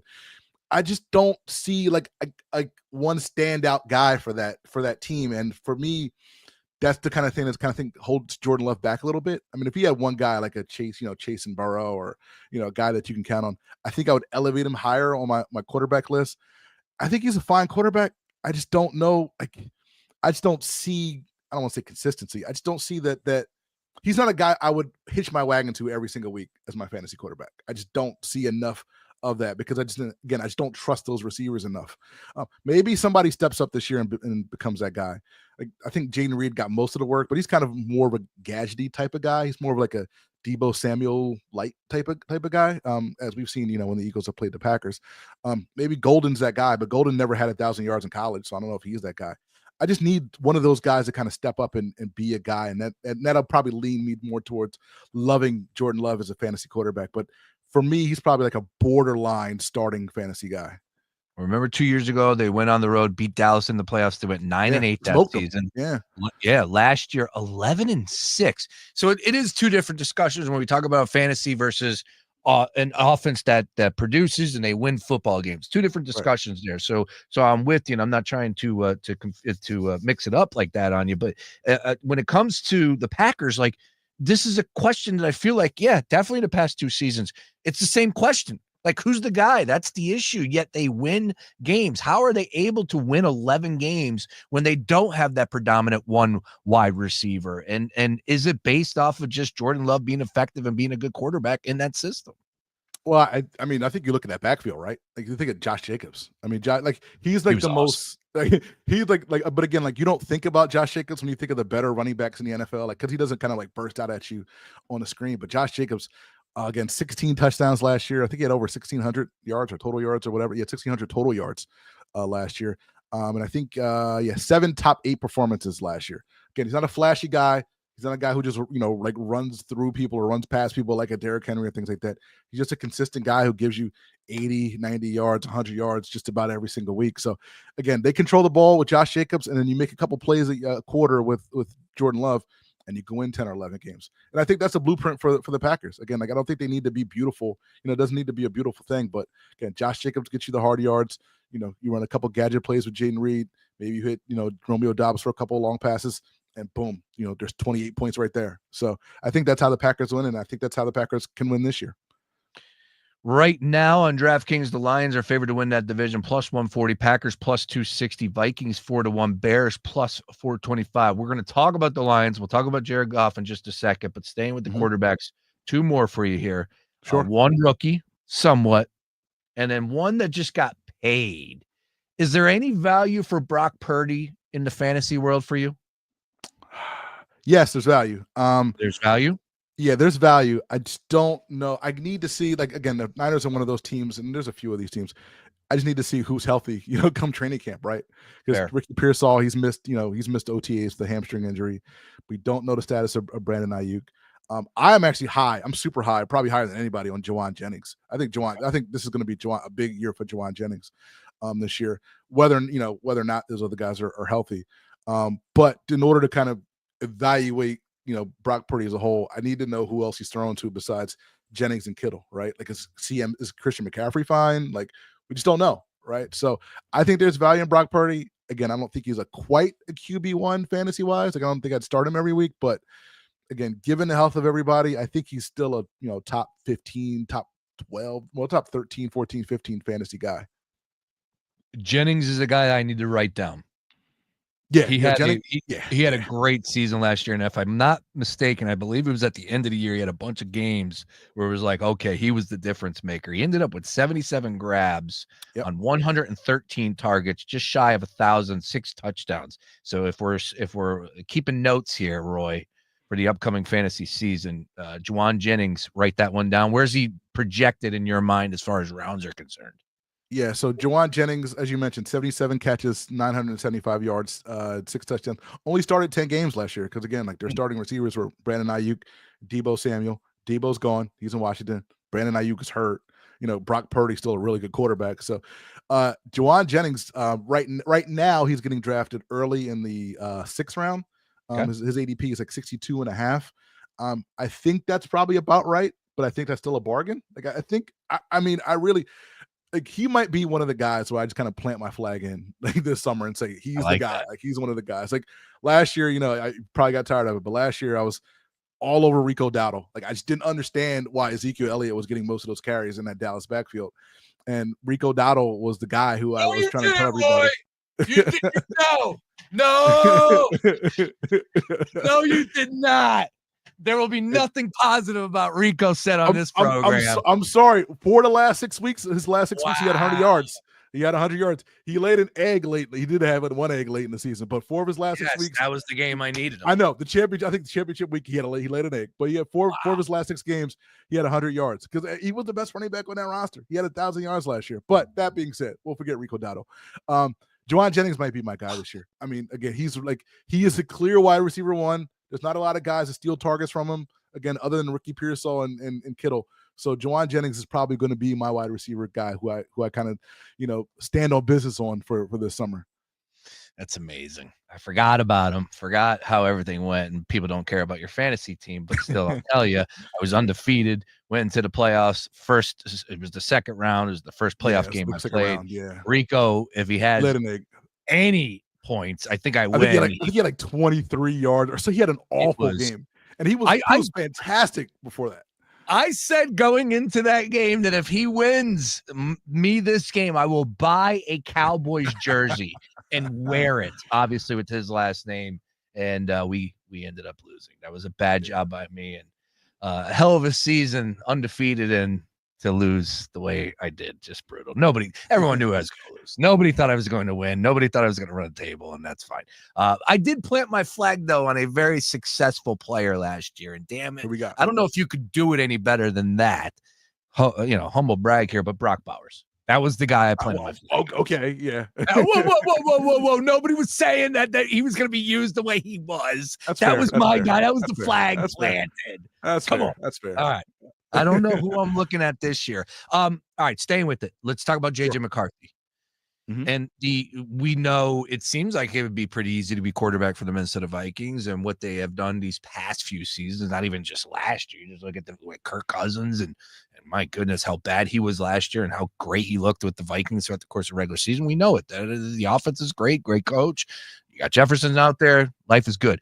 Indoor track, so on and so forth. Your expectations for McCarthy, is this a guy that we could possibly win our league with? Is this a guy that we should have and maybe, okay, look, he could start out slow, but he's going to find his groove because he's playing for the Vikings? Where do you stand on JJ McCarthy in this upcoming year? Yeah, so all, and again, it's June, but all signs out of OTAs, sound pretty good. It sounds like they're kind of developing a pretty decent relationship, McCarthy and those receivers. And like you said, with those guys around them, with that fast track, should be pretty easy to throw to Justin Jefferson and Jordan Addison, and now a healthy TJ Hawkinson, with Aaron Jones in the backfield. They just added Jordan Mason as well from the Niners. So you got a bunch of guys to throw to and hand the ball off to. You got a pretty fast track. He's a talented quarterback. Obviously, he was drafted in the top 10. I like JJ McCarthy. I don't know if he's a guy I'd start every week, but he's a guy, he's on my, backup quarterbacks, just like if your starter gets hurt and you have to roll with JJ McCarthy for a month, I don't think that'd be a problem. I think JJ McCarthy's pretty good. Like I'd probably, if I had to rank him now, I'd probably put him in around that, mid-sec QB2 tier, probably like around the Drake May level kind of quarterbacks. Guys will be decent that you don't want to start every week, but if you need to start them, in a pinch for a couple of weeks, or if you're in like a super flex league that uses multiple quarterbacks, I'd have no problem with JJ McCarthy starting for sure. He is definitely a hot button topic when it comes to he's a quarterback. We know it. And like I said, the success that they have had, and it's not just what Darnold has been able to do. I remember I was just watching the NFL Network over the weekend, and I think it was something along the lines of like 30 plus touchdowns by the quarterback for the last 3-4 years in that offense. And yeah, it all starts and ends with Justin Jefferson, how incredible he is. So we are live once again with Roy Burton, and a team that I wanted us to focus on. We'll go over some divisions, get your thoughts on that. But one team I wanted to really bring out the magnifying glass on and focus on was the Detroit Lions. And we know that they have lost both coordinators. Ben Johnson, pretty damn good offense coordinator, proved his worth and then some. Jared Goff, fell flat last year in that game against the Commanders, but pretty good season. Jameson Williams, a guy that everybody loves. You go in the backfield, like Gibbs is incredible. Montgomery. When we look at this offense, and I know you like to focus on targets and not so much team rankings, but where do you think after it's all said and done this season plays out that the Lions will be ranked on offense? Are they a top 10 offense in your mind? Is this a team that's not going to miss any stride with Ben Johnson going to the Chicago Bears? I had to think about that one for a second. Where are you at right now with the Lions overall on offense? Oh, they're still a top 5 offense. They're probably top 3 off. I mean, there's just so much talent on an offense that it's hard to kind of see them. You can call the plays brace, and I think they're still a top 5 offense. I'd like in to. the NFL. No. I mean, because Jahmyr Gibbs. I mean, I think it kind of starts and ends with Jahmyr Gibbs. We talked about him last week. Fantasy RB number 2. Averaged 30 fantasy points per game when Montgomery was out. He can run the ball. He can catch the ball. Just a dynamic weapon. And then you have, David Montgomery, the I guess the Knuckles part of the Sonic and Knuckles, where I didn't realize this until I was just about to come on. I didn't know they split the carries 50-50 last year. Wow. Before Montgomery got hurt. It was 185 for Gibbs and 184 for Montgomery. So they were 50-50 split the carries, but you saw how it worked. Like first quarter, Montgomery kind of wears them down. And then later in the game, you see Jahmyr Gibbs just kind of run all over the place. So I think probably we'll see less of that 50-50 split. I think it'll be more Gibbs this year than Montgomery, just because he's such a dynamic weapon. But even still, Montgomery's still, fantasy relevant running back. But then you have, two fantastic wide receivers, Amon-Ra St. Brown, who we talked about, just a target monster.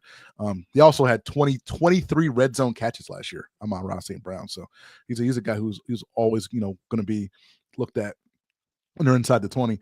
And then Jameson Williams, who, again, every time I think about Jameson Williams, he's a very good wide receiver. He's just not quite consistent enough for me. And anybody who's had Jameson Williams, on their fantasy team knows that, like, he's a guy who is like, you put him in your lineup and you're hoping for that, 4 catch 130-yard game, but you could get that 3 catch 23-yard game. And it's rarely in the middle.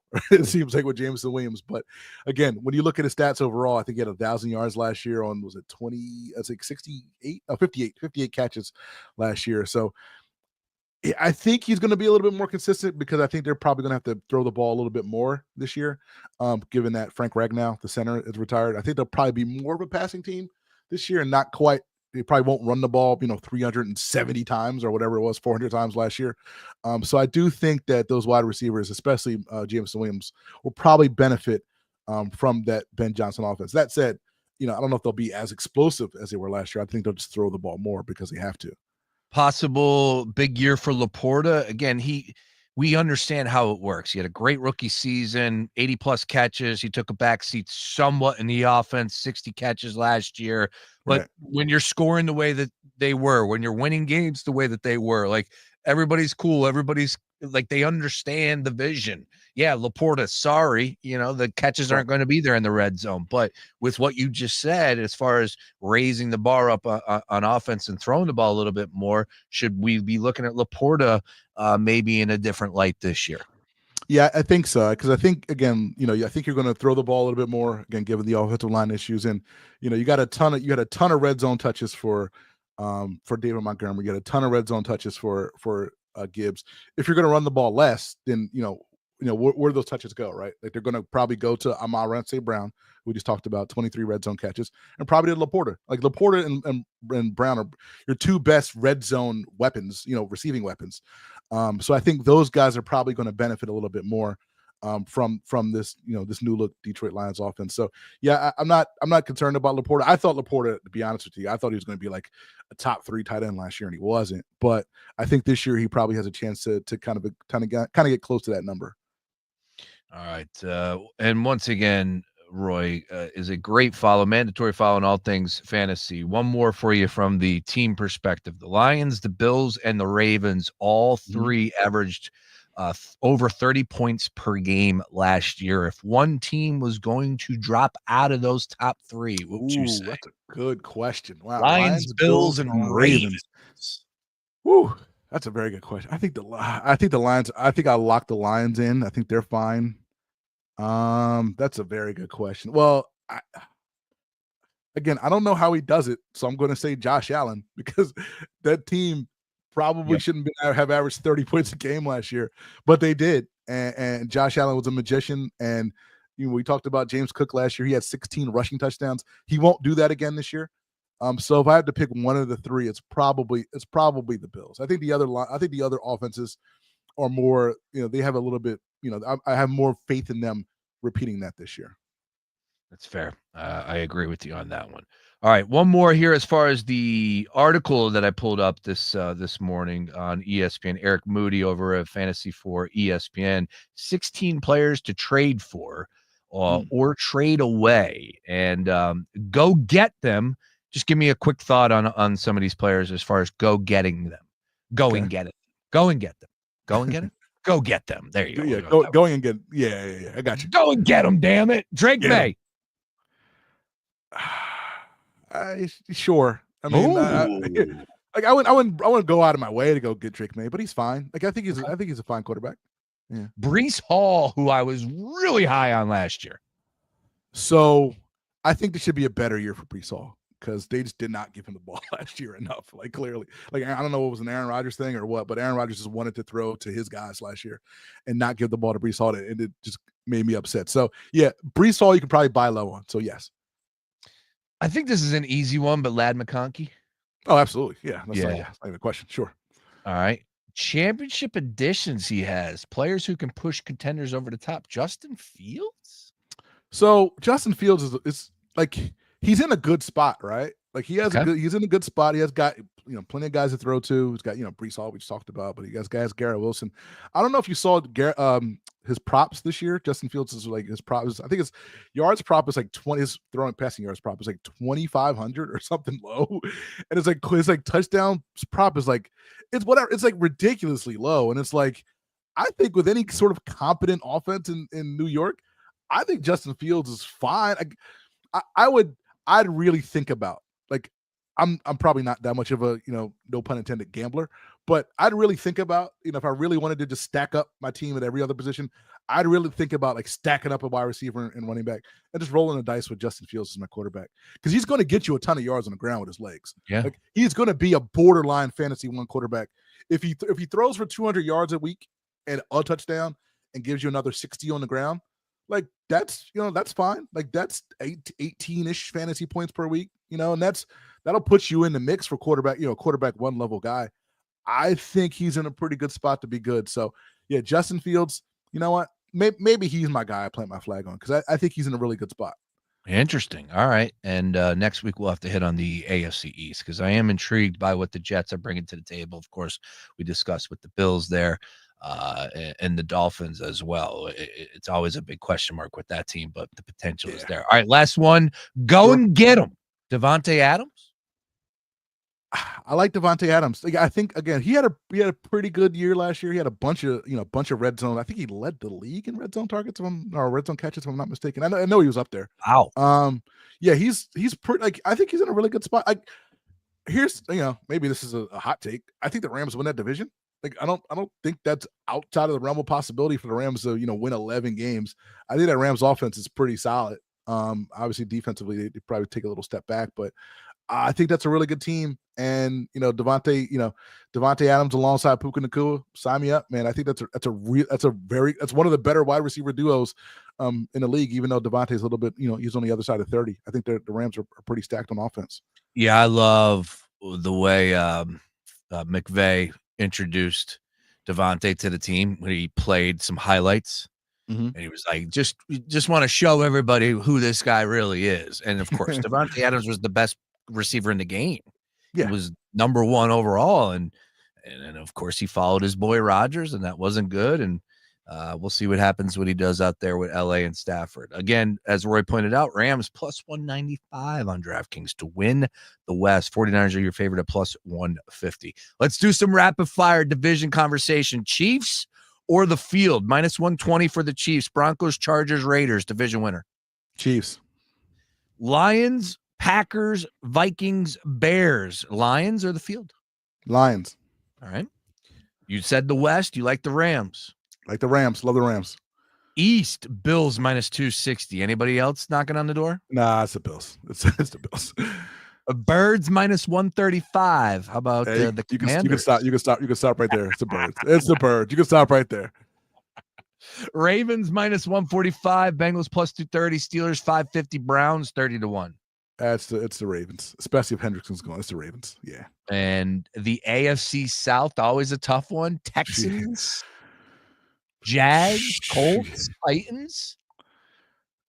By default, it's probably the Texans. Yeah, I think it's the Texans. I mean, if Collins and Stroud should be enough, and Joe Mixon, by the way, that should be enough for the Texans to win that division. Have you seen a highlight of Cam Ward at practice? Have you seen him throw a ball yet? So I have not. Is he hurt? Like I haven't. He's the number 1 overall pick, and I haven't seen 0 on this guy. So it's funny you mentioned that because someone had asked me, someone who I know who covers the Titans reached out to me, and they said that they're comparing Cam Ward to like Donovan McNabb already. You know, McNair obviously because of the Titans, and Donovan McNabb. And I'm like, I haven't seen him do anything yet. Like maybe like there's something I missed or something like that, but I haven't seen anything. Like I know he can't. I mean, I saw him in Miami. I thought he was fine. Yeah, but I haven't seen him yet. So I think he's healthy. He's there. He's out there. Wow. Maybe those highlights don't get to Philly. I don't know. I know the Titans were terrible last year, and I don't have all that much expectation for him, but he was the number 1 overall pick. We need to shine the light on the kid. Come on. Right. And, Calvin Ridley's there, but they lost, Westbrook and Kenny. He's gone. I mean, I would like to see, like, if the Titans are going to be any sort of good this year, he has to be good. So let's get some eyes on Cam Ward. I haven't seen anything at all. You're right. He was number 1. Like, where's he been? Yeah. All right, to the South, final one here. Buccaneers, even money. Falcons plus 240. Panthers 4-1. Saints 10-1. Yeah, give me the Bucks. We talked about Baker Mayfield. I mean, I think that a Tampa Bay offense is really good. And I don't think Penix is quite there yet. Yeah, again, he had 3 decent games at the end of last year, but I don't know if that's division winning caliber as of yet. Excellent stuff, Roy. Great job as always. And man, I'm getting excited. I really am. As we're getting closer and closer now, we're focusing on divisions there. Like I want to talk about the Panthers in a little bit there. As I said, the Dolphins have my attention as always, as far as that offense is concerned. Roy could be found on all things socials at the BS Line, Game Time Decision. Make sure you give that a follow as well. GT Decision on socials. Joins us weekly here, part of the Gambler Gang. Will be with us tonight for the Wheel of Misfortune. Who you got? OKC minus 5.5. Who you taking tonight? OKC, give me OKC. I heard. I don't know if is there any more news about the Halliburton injury. I know he said he's dealing with some kind of lower body thing, but that's all I've heard. Was this a LeBron limp? Or should we read into it more? You know what? This was a LeBron-esque limp because he did it after he left the podium. So it's like, look at me. Okay. All right. Okay. Maybe. All right. So maybe I read this wrong. All right. So if it's a LeBron limp, then maybe Pacers. But again, you said, I think you said it yesterday. Don't believe in a team to cover if you don't think they can win. Right. That's right. I don't know if I'm not sold on that Pacers team winning. Even though they're going home, I'm not sold on that Pacers team winning tonight. All right, we're going to have some fun tonight. Appreciate it as always. Roy will catch up next week, but look forward to watching the game tonight once again in the Gambler Lounge, sir. Let's do it, brother. Go Birds. My man, there he is, Roy Burton on the Gambler stream. Join me there. Awesome stuff from Roy. And again, we are getting closer to draft time. We know it. It's right around the corner. Now is the time to put in the work, right? To start getting not so much your roster in order, but to find those players, like Roy said, that you want to plant your flag in. And I think that's an awesome way of looking at it because, man, you want to have those names ready to go as I am looking for my damn NFL draft chime. Let's do it. All right. Hey, coming up next, as I said, big day of programming here for us on The Gambler. Swing it and ding it. Moose, Mays, and Danielle. They got the head pro from Aronimik, which will be hosting the PGA Championship next year, 2026, on the show as well. All things U.S. Open coming your way with Swing it and ding it next right here on The Gambler. 6 o'clock, Football is King. College and NFL for Ryan Beefcoil and Nick McClay. That's coming your way. And then, folks, we followed up with a brand new show that they debuted this morning, and I got to give a lot of credit to Sam Ostry on the clock, talking all things NBA draft. These guys are dialed in. His partner in crime, Jack Forrest, he's Twitterless. He's social media-less. I don't know who this guy is, but he was hitting buttons. They were breaking down film on the stream. It was fantastic. They got a lot of viewers. It's a great listen. That's coming your way as well at 6:30 on the clock. All things NBA draft. You're going to be able to catch that all the way up until the NBA draft. I think they use that. I think they use that as well. That goes for NFL draft, NBA draft, and fantasy drafts as well. So it's a great chime. Nice work. I wonder who created that chime. Because that's not ESPN's like, da-na-na, da-na-na. Who came up with this? They deserve some credit. Nice work on that one. All right, I'm out. Swinging and Dinging is next. As I said, keep it locked right here to The Gambler, and then join us tonight for the Wheel of Misfortune. I'll tell you right now. Here's what we got. These are the losing wagers. If you lose the bet, the repercussions that you have to pay off with. Stephen A. Voice, the loser of the bet. If it falls on that in the Wheel of Misfortune, you got to talk like Stephen A. for the rest of the game. Mystery smoothie. There are 3 ingredients that I took from the iHeartRadio fridge. Oh, yeah. It's hot too, baby. Mystery smoothie. Got to finish the cup. Indy 500. Half gallon. I decided to go with a half gallon of milk. Didn't want to go with the full gallon. Half gallon of milk. Got to be chugged in a quarter. Burpee bet. You know what a burpee is? If you don't, get your ass to a gym. Anyways, you got to do a burpee for every point. So there's a chance you could be doing 140 burpees. A kid after first quarter, whatever it may be. Viewer's choice. That's really easy. It would get you involved out there. The hardwood helpers. This is a good one. If this lands on it, if the wheel lands on that, and you're the winner of that wager, and it lands on that, you are going to be taken care of for the rest of the night. You won't have to get up. We'll get you your drinks, get you your pizza, whatever it is. Give me 10 every time out. 10 push-ups. ASMR play-by-play for the quarter. Yeah, you got to do play-by-play by whispering into the mic. There he is. Tyrese Halliburton pulls up for 3. No good. No good. Pure Plank. It's coming your way, ladies and gentlemen. Edge and Christian. They got this new thing out called Pure Plank. It's this board. So essentially for a quarter, the loser of the bet has to plank from commercial break to commercial break. Long damn time. That's going to hurt. Retro Sour Face. That's coming your way. Again, retro sours, iconic candy, great stuff there. Really sour. You can only talk with one of those in your mouth. Clown time. You lose that one. You got to dress up like a clown. We got face makeup and a wig. Tweet it. The loser has to tweet something that the winner wants for the full quarter. So if I want you to tweet for a full quarter from your Twitter account, bang. And then last but not least, because I just had a baby and I had some baby food, Mush Madness. You got to eat a jar of baby food of your choice. We got 3 flavors. That, ladies and gentlemen, is how we are doing the Wheel of Misfortune. It's coming your way tonight, streaming on The Gambler. Make sure you join us. Coming up next, Swing and Ding It. I'll talk to you tomorrow. Peace. Capital One cardholders can score their iHeartRadio Music Festival tickets right now before anyone else. Tickets are only available while pre-sale tickets last or until Friday, June 13th.